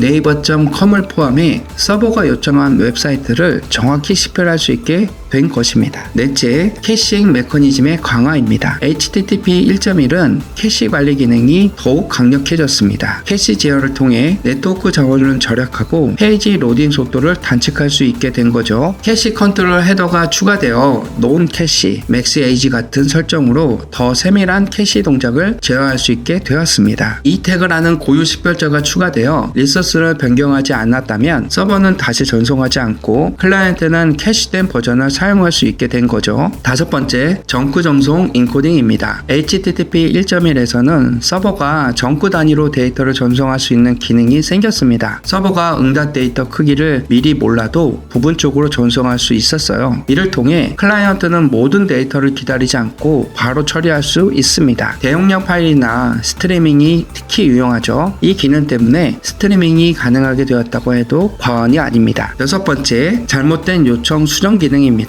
HTTP 1.1에서는 요청이 제대로 되었지 않았거나 데이터가 부족할 때 상태 코드로 세밀하게 응답할 수 있습니다. 예를 들어 back continue 상태 코드를 통해 서버가 클라이언트에 추가 데이터가 필요함을 알려주고 홍시를 원활히 이어갈 수 있습니다. 일곱 번째, 범위 요청입니다. 이제 클라이언트가 파일의 특정 부분만 요청할 수 있게 되었습니다. 이를 통해 대용량 파일을 부분적으로 다운로드하거나 네트워크 오류로 중단된 파일을 이어받을 수 있었죠. 예를 들어 레이지 바이트 500에 999를 설정해 요청하면 파일의 해당 부분만 받을 수 있습니다. 네트워크 효율성이 훨씬 좋아진 거죠. 여덟 번째, 업그레이드 메커니즘입니다. HTTP 1.1은 업그레이드 메커니즘을 도입해 클라이언트와 서버가 다른 프로토콜로 전환할 수 있는 기능을 제공했습니다. 실시간 통신이 필요한 경우 웹소켓 같은 프로토콜로 전환해 더욱 즉각적인 데이터 통신이 가능해졌습니다. 요약하자면 HTTP 1.1은 HTTP 1.1의 한계를 보완하면서 성능을 대폭 개선했습니다. 요청 응답이 성능이 빨라졌고 캐싱과 지속 연결, 다양한 파일 형식 지원 등으로 웹이 보다 상호작용적이고 풍성한 콘텐츠를 담을 수 있게 된 거죠. 하지만 여전히 네트워크 지연 문제나 연결 효율성에는 개선이 필요했고 이후 HTTP2가 등장하면서 이러한 부분은 한 단계 더 나아가게 됩니다. 마지막으로 웹 성능을 획기적으로 개선한 HTTP HTTP2에 대해 알아보겠습니다. HTTP2는 2015년 표준화되어 기존 HTTP 1.1의 한계를 보완하고 속도와 효율을 크게 높인 버전인데요. 데이터 로딩 속도부터 데이터 전송 번속까지 많은 변화가 있습니다. 이제 HTTP2의 주요 특징을 하나씩 쉽게 설명해 드리겠습니다. 첫째, 이진 프레이밍입니다. HTTP 1.1과 달리 HTTP2는 이진 형식, 즉 바이너리 형식으로 데이터를 전송합니다. 이 덕분에 데이터를 더 작은 단위로 쪼개고 전송하여 성능을 크게 높일 수 있게 되었죠. 프레임 단위 전송은 데이터를 이진 형식 프레임으로 나누어 전송하는데 각각의 프레임은 요청과 응답의 일부를 뜻합니다. 이 방식으로 클라이언트와 서버가 여러 요청을 동시에 나누어 처리할 수 있어 병목 형성을 줄이고 전체적인 처리 속도가 빨라졌습니다. 둘째, 멀티플래싱입니다. HTTP2의 핵심 기능 중 하나는 멀티플래싱입니다. HTTP 1.1에서는 한 연결에서 한 번에 하나씩 요청만 처리할 수 있었지만 HTTP2에서는 하나의 연결로 여러 요청과 응답을 동시에 처리할 수 있었습니다. 예를 들어 웹페이지에서 여러 이미지를 로드할 때 각 이미지에 대한 요청과 응답이 동시에 이루어지며 페이지 로딩 속도가 훨씬 빨라졌습니다. 셋째, 헤더 압축입니다. HTTP2는 헤더를 효율적으로 압축하는 HPEG 기술을 도입했습니다. 이전 버전에는 반복적인 헤더 전송이 불필요하게 많은 데이터를 소모했지만 HTTP2에서는 헤더의 크기를 줄여 네트워크의 대역폭을 절약할 수 있었습니다. 이 압축 기능은 특히 모바일 환경이나 느린 네트워크 환경에서 웹의 성능을 크게 향상시킵니다. 넷째, 서버 푸시입니다. 서버 푸시는 HTTP2에 새롭게 도입된 기능으로 서버가 클라이언트가 요청하지 않는 리소스도 미리 전송할 수 있게 해줍니다. 예를 들어 클라이언트가 HTML 파일을 요청하면 서버는 그와 관련된 CSS 파일이나 자바스크립트 파일을 요청 전에 미리 보내줄 수 있어요. 이를 통해 웹페이지의 로딩 속도가 더욱 빨라질 수 있는 거죠. 다섯 번째, 스트림 우선순위입니다. HTTP2에서는 여러 요청을 처리할 때 우선순위를 설정할 수 있습니다. 예를 들어 CSS 파일과 주요 콘텐츠를 먼저, 이미지나 다른 파일은 나중에 로드하도록 조정할 수 있죠. 복잡한 웹페이지에서 중요한 리소스를 빠르게 로드할 수 있어 사용자 경험이 크게 개선됩니다. 여섯 번째, 한 개의 TCP 연결 사용입니다. HTTP2는 하나의 TCP 연결로 모든 요청과 응답을 처리합니다. 이전 HTTP 1.1에서는 각각의 리소스를 위해 새로운 연결을 열어야 했지만 HTTP2에서는 하나의 연결을 유지하면서 여러 요청을 할 수 있었죠. 이를 통해 네트워크 지연 시간을 줄이고 특히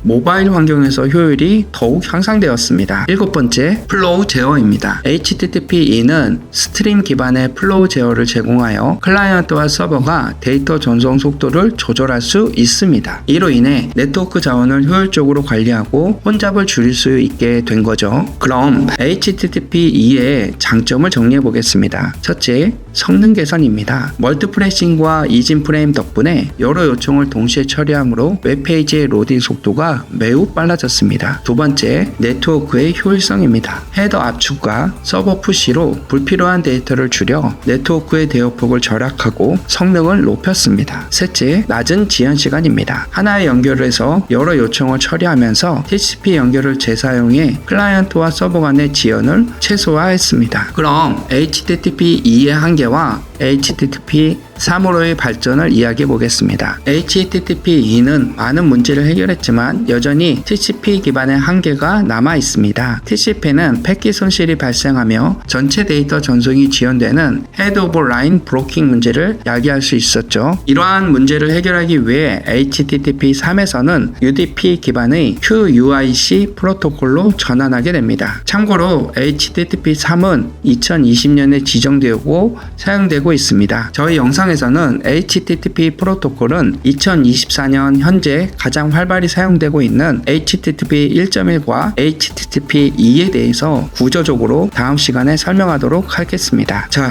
결론입니다. 오늘은 웹의 기본 프로토콜인 HTTP의 버전별로 헤더 구조와 그 특징에 대해서 알아봤습니다. 이렇게 구조적으로 설명하기 전에 제가 시간 순으로 변경된 내용을 굳이 설명하는 이유가 있습니다. 지금의 헤더 구조는 초보자에게 너무 어렵게 느껴집니다. 이런 경우 쉽게 포기하게 되더라고요. 이런 경우에 초기에 매우 간단한 헤더 구조부터 설명하면서 어떠한 이유와 필요에 의해서 헤더 구조가 변경되었는지 하나씩 차근차근 설명하면 포기하지 않고 헤더 구조를 익힐 수 있게 되더라고요. 그래서 다소 길어지더라도 시간 순서별로 HTTP 헤더 구조의 변화 과정을 설명했습니다. 이런 경우 헤더 구조에 대한 근본적인 이유를 깨달았기 때문에 해킹의 꽃이라고 할 수 있는 다양한 변경으로 공격과 방어를 생각해낼 수 있는 힘이 생기기 때문입니다. 다소 어렵게 느낄 수 있지만 시대적으로 변경된 맥락을 이해하면 조금 더 발전된 보안 담당자나 또는 개발자가 될 수 있을 거라고 생각됩니다. 저번 시간에는 HTTP 프로토콜에 대한 고급편 일부로 HTTP 헤더 구조의 변화와 특징을 살펴보았습니다. 오늘은 고급편 2부로 대표적인 프로토콜 버전 중 하나이며 현재까지도 많이 이용되는 HTTP 1.1을 기준으로 각 헤더의 구조를 상세히 살펴보고 리퀘스트와 리스판스의 프로세스 과정을 상세히 살펴보겠습니다. 알고는 있지만 자세히 설명하려면 조금 막막한 그 HTTP를 각 기능과 의미를 분석해 보겠습니다. 즉 마법이 기술로 바뀌는 그 첫 번째 경험을 하게 될 것입니다. 그럼 시작하겠습니다. 먼저 HTTP 1.1 버전을 기준으로 컴퓨터에서 메시지를 만들어서 서버로 보내는 과정, 즉 리퀘스트와 리스판스의 프로세스 과정을 전체적으로 살펴볼까요? 가장 보편적인 예시로 네이버 첫 화면으로 불러오는 과정을 하나씩 분해해 보겠습니다. 네이버 첫 화면을 불러온다는 말은 다른 말로 하면 네이버는 첫 페이지를 요청하는 사람들에게 응답할 준비가 항상 되어 있다는 말이기도 합니다. 즉 서버 기준으로 1단계는 요청 대기입니다. 네이버처럼 항상 요청을 대기하고 있다고 생각하시면 됩니다. 내 컴퓨터 기준으로 1단계는 무엇일까요? 네, 바로 요청 메시지를 구축하는 것입니다. 요청 메시지는 네이버를 첫 페이지로 불러온다고 했으니 컴퓨터 내부에서 어떤 일이 발생하는지 한번 살펴보겠습니다. 주소창에 naver.com을 입력하고 엔터를 땅 하고 치면 컴퓨터에는 안쪽에서부터 네이버를 찾기 위한 마법 같은 행동이 시작됩니다. 먼저 HTTP 헤더를 통해 원하는 데이터 포맷을 맞추고 TCP, UDP 헤더를 통해 서버의 상태 유무를 확인하고 바로 섹션을 맺을 준비를 합니다. IP 헤더를 통해서 네이버의 주소를 확인하고 이더넷 헤더를 통해서는 다양한 라우팅과 연결을 확인합니다. 참고로 네트워크는 보안에서 그림자처럼 항상 따라다닙니다. 나중에 TCP IP 프로토콜에 대해서 상세히 다뤄서 누구나 네트워크 분석이 가능하게 만드는 영상을 제작하도록 하겠습니다. 우리는 현재 HTTP 헤더를 학습하고 있으니 네트워크 영역인 TCP, IP, 이더넷은 그냥 마법이라고 생각하시고 지금은 일단 넘어가세요. 다음 2단계는 요청 메시지를 송신하는 것입니다. 즉 메시지 보내기입니다. 송신할 때 HTTP 리퀘스트의 내용의 전문은 이렇게 나옵니다. 많이 복잡해 보이시죠? 걱정하지 않아도 됩니다. 이 부분도 하나씩 살펴볼 예정이니 조금만 참아보세요. 일단은 무엇인지는 모르겠지만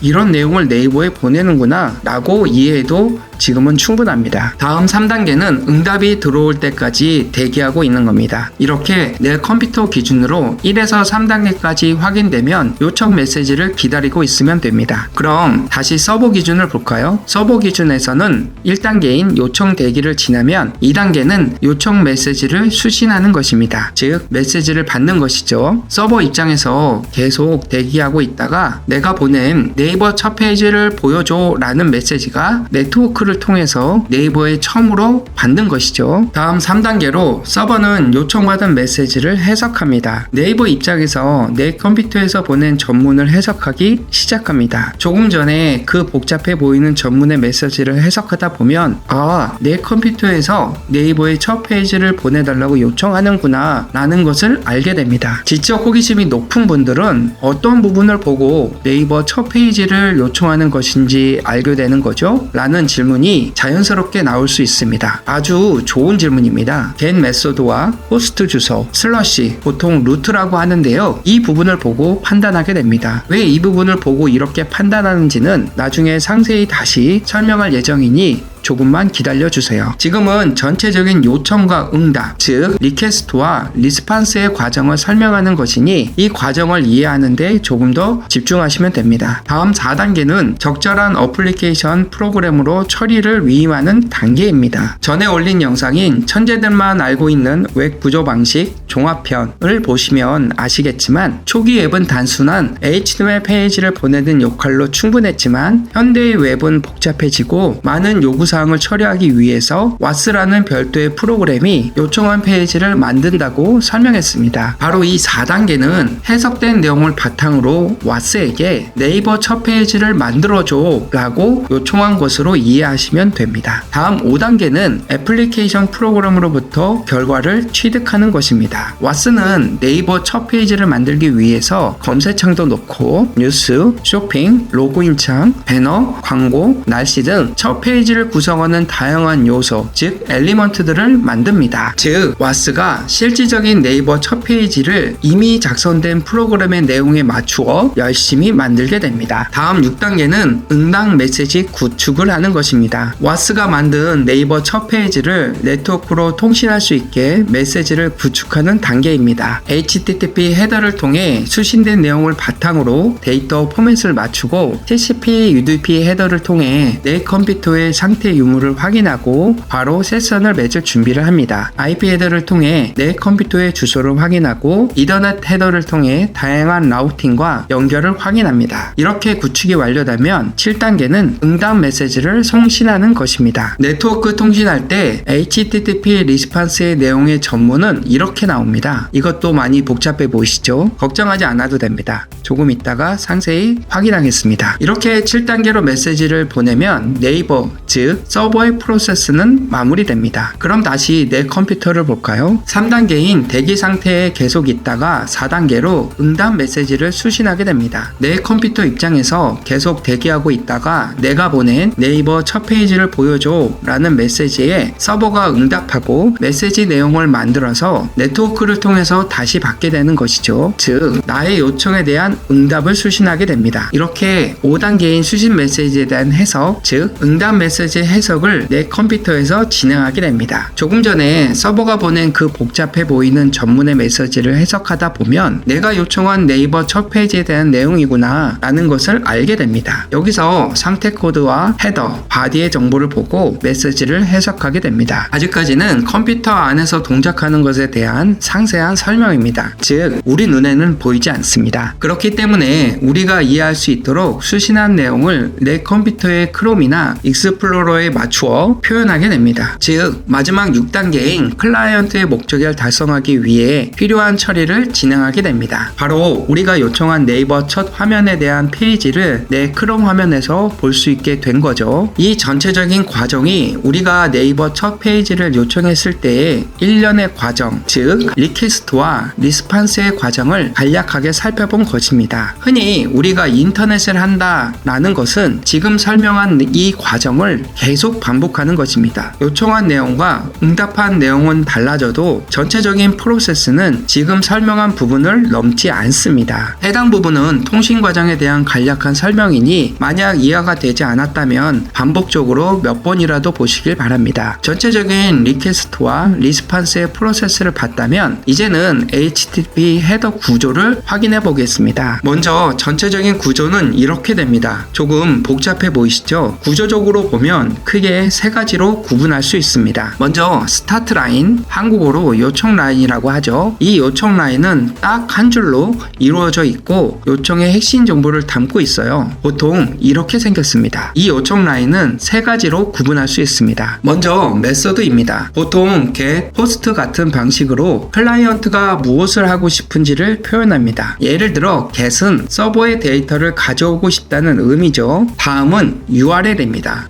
index.html 같은 형식으로 클라이언트가 어떤 리소스를 요청하는지를 알려줍니다. 다음은 HTTP 버전입니다. HTTP 1.1로 작성되며 이 요청이 HTTP 1.1 기준으로 만들어졌다는 것을 나타냅니다. 이 한 줄이 요청의 주소와 같은 역할을 하는 셈이죠. 다음은 헤더입니다. 여기서는 다양한 메타데이터가 포함되어 이 메타데이터의 핵심은 서버가 요청을 이해하고 응답을 준비하는 데 도움을 줍니다. 주요 헤더 몇 가지를 설명해 드리겠습니다. 먼저 호스트입니다. 서버의 도메인 이름을 말합니다. 호스트 naver.com 처럼요. HTTP 1.1에서 필수적인 요소입니다. 다음은 유저 에이전트입니다. 유저 에이전트 헤더는 요청을 보내는 클라이언트의 환경을 설명해주는 정보입니다. 예를 들어 유저 에이전트 모질라 5.0, 윈도우즈 NT 10.0, 윈64, x64라면 윈도우즈 10에서 크롬을 사용 중이라는 뜻이죠. 다음은 업세트입니다. 클라이언트가 수락할 수 있는 콘텐츠 유형을 정의합니다. 예를 들어 업세트 텍스트 슬러시 HTML이면 HTML 콘텐츠를 원한다는 의미입니다. 다음은 커넥션입니다. 연결을 유지할지 여부를 지정해 줍니다. 예를 들어 keep alive로 설정되면 한 번 연결이 되면 여러 요청을 처리할 수 있습니다. 그 외에도 리퍼런스, 쿠키와 같은 여러 헤더들이 있는데 각각의 다른 목적을 가지고 서버에 추가 정보를 전달합니다. 헤더가 끝나면 반드시 빈줄, 즉 CRLF를 넣어야 합니다. 이 빈줄이 무엇을 의미하냐? 바로 헤더는 여기까지입니다 라는 신호를 보내는 것입니다. 빈줄이 있어야 서버가 헤더가 끝났고 본문이 시작됐다는 것을 알 수 있어요. CRLF는 1R, 1N으로 표현됩니다. 마지막으로 본문, 즉 body입니다. 요청 본문은 요청의 데이터를 담고 있어요. 예를 들어 우리가 포스트 요청을 통해 서버로 데이터를 전송할 때 본문은 그 데이터를 담기게 되죠. 여기서 본문의 내용에 포함된 데이터는 다양한 형식으로 작성될 수 있습니다. 대표적으로 JSON이나 XML 또는 간단한 텍스트 형식 등이 있습니다. 본문의 내용이 있다면 컨텐츠 타입 헤더로 데이터의 형식을 지정해 줍니다. 예를 들어 JSON 데이터 형태라면 컨텐츠 타입 애플리케이션 슬러시 JSON 같은 식으로 말이죠. 그럼 지금까지 설명해 드린 것을 모두 합친 HTTP로 네이버 요청의 예시를 한번 볼까요? 바로 이렇습니다. 이 예시는 get 요청이라는 본문의 내용은 없지만 요청의 구조가 어떻게 이루어지는지 이해하기엔 충분하죠. 결론입니다. 오늘은 웹의 리퀘스트, 리스판스의 프로세스 과정을 상세히 알아봤습니다. 또한 HTTP 구조를 스타트 라인, 헤더, 빈줄, 그리고 바디로 나누어 설명해 보았습니다. 각 요소들이 어떠한 역할을 했는지 이해하셨다면 이제 HTTP 요청을 더 잘 이해할 수 있을 겁니다. 다음 시간에는 간략하게 설명한 메소드, 헤더 필드에 대한 상세한 설명을 하면서 보안 관점에 봐야 할 점은 무엇이 있는지 자세히 설명하도록 하겠습니다. 저번 시간에는 웹의 리퀘스트와 리스판스의 프로세스 과정, HTTP 구조를 스타트 라인, 헤더, 빈줄, 그리고 바디로 나누어 설명했습니다. 오늘은 고급편 3부로 HTTP 구조를 조금 더 상세히 분석해 보겠습니다. 예를 들어 스타트 라인에 대해 상세히 설명하면서 보안 관점에서 봐야 할 점을 설명하도록 하겠습니다. 솔직히 얘기하면 보안 담당자로서 핵심적인 내용은 오늘 더 많이 나올 수 있으니 집중해 주시면 한 단계 발전하는 계기가 될 것입니다. 오늘도 마법을 기술로 바꾸는 경험을 하게 될 것입니다. 그럼 시작하겠습니다. 저번 시간에 설명한 것처럼 HTTP 1.1 스타트 라인의 요청 메시지는 크게 세 가지로 구분할 수 있습니다. 그중 가장 먼저 나오는 요청 라인, 클라이언트가 서버에 요청하는 작업의 종류와 요청의 대상, HTTP 버전 등이 기본 정보를 포함하고 있습니다. 요청 라인은 메시지의 첫 줄에 위치해 서버가 클라이언트의 요청을 어떻게 처리할지 판단하는 데 중요한 역할을 합니다. 그럼 요청 라인을 구성하는 요소를 하나씩 살펴보면서 보안적인 인사이트를 알아보겠습니다. 요청 라인은 크게 세 가지 요소로 구성됩니다. 메서드, 경로, 그리고 HTTP 버전입니다. 먼저 메서드입니다. 메서드는 클라이언트가 서버에서 수행하고자 하는 작업을 정의합니다. 다양한 HTTP 메서드가 있지만 오늘은 대표적인 메서드를 보안 관점에서 살펴보겠습니다. 첫 번째는 get 메서드입니다. get 메서드는 서버에서 특정 리소스를 요청할 때 사용합니다. 데이터를 조회하는 용도로 많이 사용되며 원문은 포함되지 않고 주로 URL에 데이터를 전달합니다. 보안적인 측면에서 get 요청에 주의해야 할 점은 URL에 데이터가 노출될 수 있다는 것입니다. 민감한 정보, 예를 들어 비밀번호나 신용카드 정보 같은 데이터를 get 요청에 담아 URL에 포함되게 되면 해당 정보는 브라우저 히스토리, 서버 로그, 그리고 레퍼럴 헤더에 남게 되어 유출의 위험이 커집니다. 따라서 중요한 정보는 반드시 get이 아닌 포스트 요청을 통해 전송하는 것이 좋습니다. 참고로 get의 경우 최초 웹의 탄생부터 사용된 메소드입니다. 그렇기 때문에 개발자들 중에 get 메소드를 사용해 데이터 업데이트를 하는 경우가 있습니다. 이런 경우는 기능에 맞는 메소드를 활용해 요청하라고 전달하고 잘 적용되어 있는지 확인할 필요가 있습니다. 두 번째는 포스트 메소드입니다. 포스트는 서버에 데이터를 전송할 때 주로 사용되며 원문의 데이터를 포함합니다. 회원값이나 로그인 시 주로 사용되는 방식이기도 합니다. 포스트 메서드는 본문의 데이터를 포함하기 때문에 get보다 안전해 보일 수 있지만 크로스 사이트 리퀘스트 포저리, 즉 CSRF의 공격에 노출될 위험이 있습니다. 공격자가 악의적으로 위조된 포스트 요청을 만들어 서버에 전송할 수 있기 때문입니다. 이를 방지하기 위해서는 CSRF의 토큰을 활용해 요청의 유효성을 검증하는 것이 중요합니다. 세 번째는 put 메서드입니다. put은 서버에 리소스를 생성하거나 이미 존재하는 경우 이를 업데이트할 때 사용됩니다. 포스트와 비슷하지만 동일한 리소스가 있는 경우 새로운 리소스 생성이 아니라 업데이트가 됩니다. put 메서드는 리소스를 변경하거나 생성할 수 있는 권한이 필요한 경우가 많습니다. 권한 관리가 미흡하면 공격자가 악의적으로 데이터를 수정하거나 덮었을 위험이 있습니다. 따라서 put 메서드를 사용하는 경우 적절한 접근 제어를 설정하는 것이 필수입니다. 네 번째는 delete 메서드입니다. 말 그대로 특정 리소스를 삭제할 때 사용되며 민감한 작업입니다. delete 요청은 서버의 리소스를 삭제하기 때문에 delete 요청을 사용할 때는 권한 관리가 매우 중요합니다. 만약 모든 사용자에게 delete 권한이 부여된다면 데이터가 손실될 위험이 큽니다. 따라서 delete 요청은 반드시 필요한 사용자에게만 허용하고 접근을 제한해야 합니다. 옵션 메서드는 서버가 특정 리소스에 대해 지원하는 HTTP 메서드를 확인할 때 사용됩니다. 이 메서드는 서버의 보안 설정을 탐색하는 데 악용될 수 있습니다. 공격자는 옵션스 요청을 사용해 서버가 어떤 메서드를 허용하는지를 알아내고 이를 기반으로 공격 벡터를 찾을 수 있습니다. 따라서 서버는 옵션스의 요청에 대한 응답을 제한하는 것이 좋습니다. 마지막으로 패치 메서드입니다. 리소스의 일부만 업데이트할 때 사용됩니다. 패치는 리소스의 일부분만 수정하기 때문에 특정 부분만 안전하게 변경할 수 있도록 서버에서 수정 가능 범위를 검증하는 로직이 필요합니다. 이를 통해 악의적인 요청으로 리소스가 변조되는 것을 방지할 수 있습니다. 다음으로는 경로입니다. 경로는 클라이언트가 요청하는 리소스의 위치를 지정하는 부분으로 URL에서 도메인 이후 부분을 말합니다. 예를 들어 /API /user와 같이 사용할 수 있습니다. 경로에는 사용자의 입력값이 들어가는 경우가 많아 디렉터리 트래버셜 공격이 발생할 수 있습니다. 디렉터리 트래버셜이란 공격자가 경로에 점점 같은 문자를 포함시켜 서버의 민감한 파일에 접근하려고 시도하는 공격입니다. 예를 들어 /API /files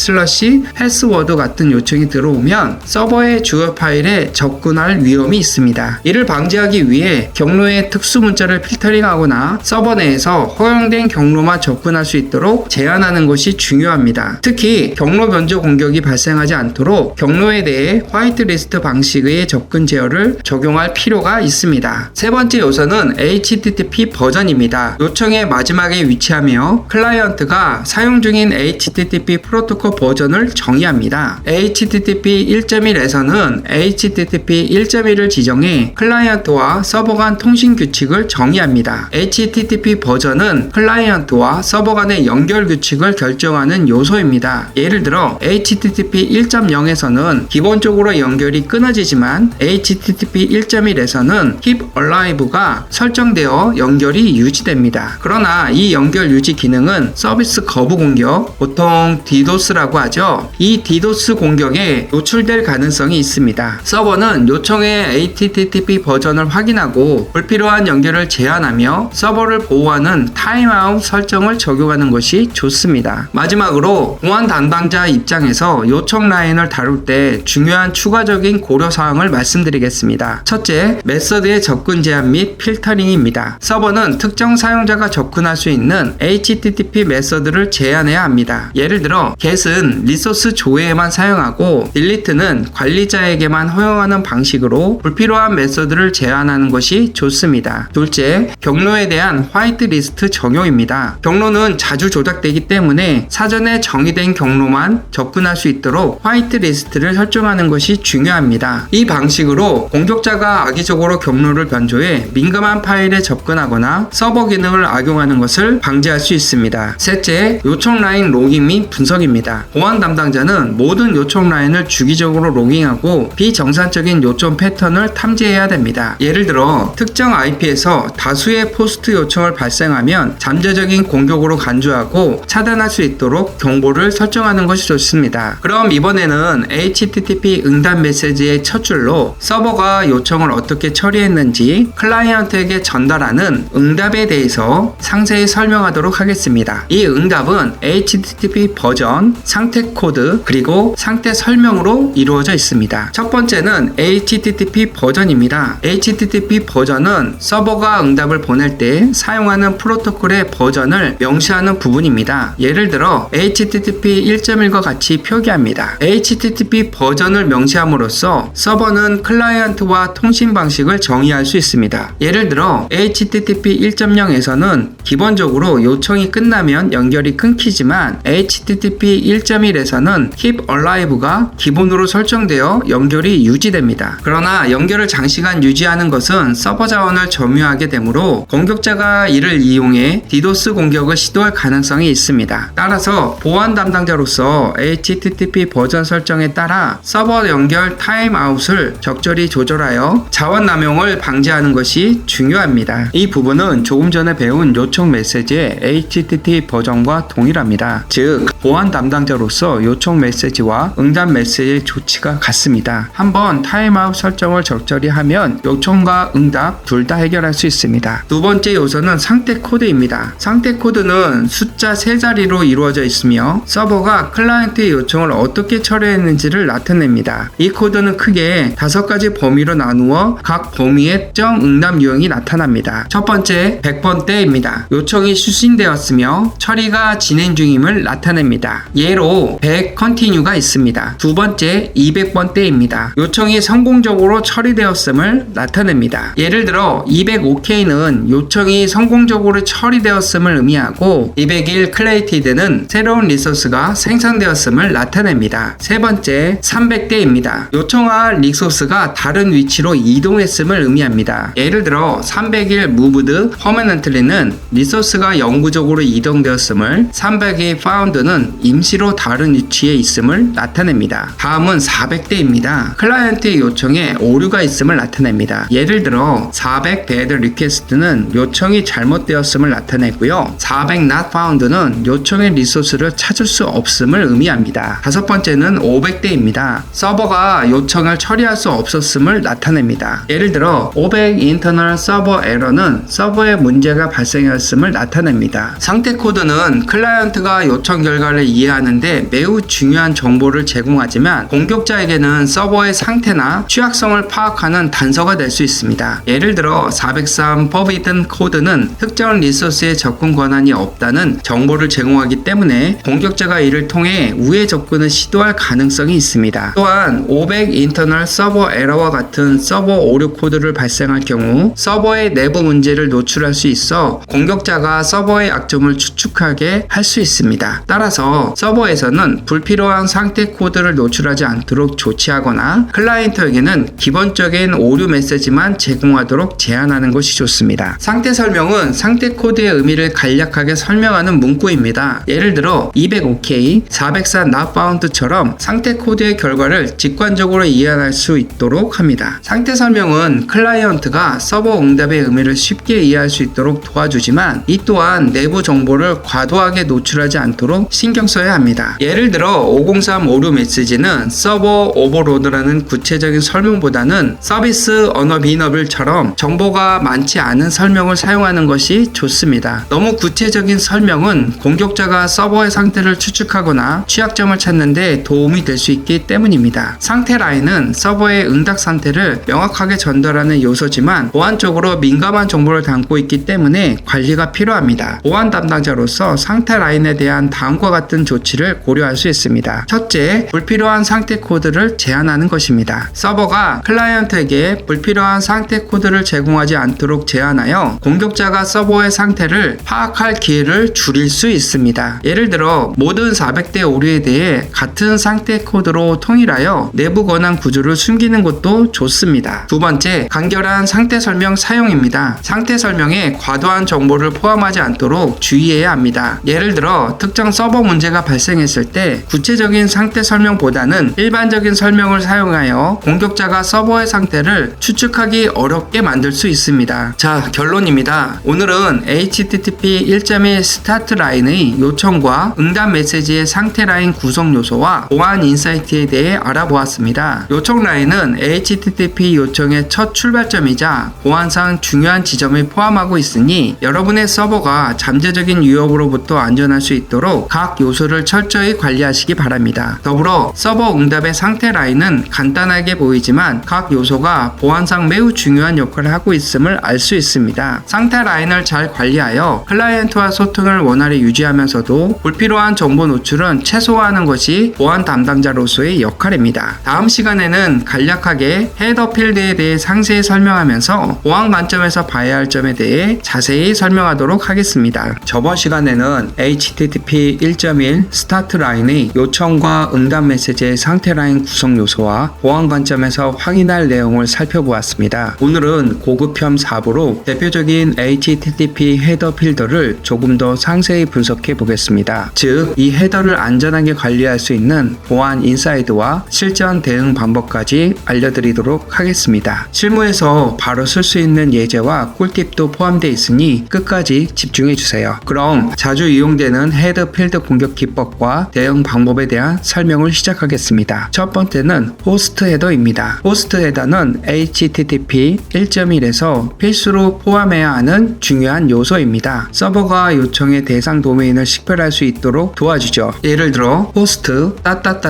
naver.com 80 포트처럼 말이죠. 특히 하나의 IP에서 여러 도메인을 운영하는 가상 호스팅 환경에서 없어서는 안 되는 헤더입니다. 하지만 이 헤더는 공격자들에게 첫 타겟이 되곤 합니다. 호스트 헤더 인젝션이라는 공격 방식인데요. 공격자가 호스트 헤더를 조작해서 잘못된 리소스를 요청하거나 심지어 CSRF나 섹션 고정 공격으로 이어질 수 있습니다. 이 공격에 대한 대응 방법은 서버에 허용된 도메인 리스트를 설정하고 나머지는 차단하시면 됩니다. 또한 비정상적인 호스트 헤더 요청에 대해서는 응답하지 않도록 구성해야 합니다. 두 번째는 유저 헤더입니다. 유저 헤더는 요청을 보내는 클라이언트의 정보를 담고 있습니다. 예를 들어 브라우저의 운영체제나 정보를 말이죠. 예를 들면 유저 에이전트 모질라 5.0 윈도우즈 NT 10.0 윈64 X64처럼 말이죠. 이 문자열에 의미하는 것은 모자이크 기반의 웹 브라우저를 사용하며 운영체제가 윈도우즈 10임을 나타냅니다. 또한 NT는 윈도우즈의 기본 커널 계열을 뜻하고 윈64는 64비트의 윈도우 환경이 실행 중이며 X64는 시스템의 아키텍처가 64비트임을 나타냅니다. 그리고 유저 에이전트는 공격자들을 식별할 수 있는 단서가 됩니다. 먼저 악성보 탐지를 할 수 있습니다. 비정상적인 유저 에이전트 값을 가진 요청은 자동화된 공격 가능성이 높습니다. 또한 취약점 탐지 방어에도 활용될 수 있습니다. 공격자들은 먼저 유저 에이전트 값을 설정해서 서버의 취약점을 테스트하기도 합니다. 이 공격자의 패턴을 가지고 탐지나 방어에 활용할 수도 있습니다. 그럼 이런 경우 어떻게 대응을 해야 할까요? 먼저 의심스러운 유저 에이전트 요청을 차단하거나 캡처를 사용해 검증하세요. 그리고 서버 로그에 유저 에이전트 값을 기록하고 분석 시스템을 통해 비정상적인 패턴을 식별하시면 됩니다. 세 번째는 업세트 헤더입니다. 클라이언트가 원하는 콘텐츠의 마임 타입을 명시하는 헤더입니다. HTML, JSON, 이미지 등 어떤 형식의 응답을 받을지 서버에서 알려줍니다. 예를 들어 offset text/html, application/json 형태죠. 이런 경우 보안 보안상 마인 타입 위조 공격이 발생할 수 있습니다. 공격자가 잘못된 억셉값을 설정해서 클라이언트가 예상치 못한 방식으로 데이터를 처리하게 만들죠. 이로 인해 클라이언트가 악성 코드를 실행할 수도 있습니다. 이런 공격에 대한 대응 방법입니다. 먼저 서버는 항상 응답 콘텐츠의 마인 타입을 명확히 설정해야 합니다. 또한 예상치 못한 마인 타입 요청은 차단하거나 무시합니다. 네 번째, 리퍼럴 헤더입니다. 리퍼럴 헤더는 클라이언트가 현재 페이지를 요청하기 직전에 어떤 URL에서 왔는지를 알려줍니다. 예를 들어 리퍼럴 https://naver.com/home.처럼요. 하지만 이 리퍼럴 헤더가 민감한 정보를 노출할 위험도 있습니다. 예를 들어 리퍼럴 https://naver.com/profile 퀘스천 유저 아이디 equal 1234처럼 말이죠. 이 경우 유저 아이디 1234라는 정보가 외부로 유출될 수 있습니다. 이럴 때 대응 방법으로 먼저 민감한 정보는 절대 URL에 포함하지 말고 호스트 요청 본문에 넣으세요. 또한 리퍼럴 폴리시 헤더를 설정해서 불필요한 노출을 막아야 합니다. 예를 들어 리퍼럴 폴리시 non 리퍼럴처럼 말이죠. 다섯 번째는 쿠키 헤더입니다. 쿠키 헤더는 서버와 클라이언트 간의 섹션 정보를 유지합니다. 예를 들어 쿠키 섹션 아이디 ab123 long ko처럼요. 쿠키는 보안상 탈취되면 심각한 문제를 발생할 수 있습니다. 먼저 섹션 하이제킹으로 공격자가 사용자 외의 섹션을 가로챌 수 있습니다. 다음으로 XS 공격으로 보통 자바스크립트를 통해 쿠키가 탈취될 수 있죠. 이런 경우의 대응 방법으로는 첫째, 시큐어 속성으로 HTTP 요청에서만 쿠키를 정송합니다. 예를 들어 set cookie section id equal abc123 secure 라고 하면 되죠. 두 번째, HTTP only 속성으로 자바스크립트를 통해 쿠키를 접근하지 못하도록 설정합니다. 예를 들어 set cookie section id equal abc123 http only 라고 하면 되죠. 마지막으로 same site 속성으로 CSRF 공격을 방지합니다. 예를 들어 set cookie section id equal abc123 same site string 이라고 하면 되죠. 여섯 번째로 오스라라이제이션 헤더입니다. 오스라라이제이션 헤더는 클라이언트가 서버에 인증 정보를 제공할 때 사용합니다. 예를 들어 오스라제이션 베이지 특정 문자열처럼요. 이런 경우 보안상 평문으로 정송되면 탈취 위험이 큽니다. 이런 경우 대응 방법으로는 첫 번째로 반드시 HTTP를 사용해서 데이터를 암호화하세요. 두 번째로 JWT나 OAuth 같은 토큰 기반 인증 방식을 사용하세요. 마지막으로는 토큰에는 반드시 만료 기간을 설정해야 합니다. 일곱 번째로 offset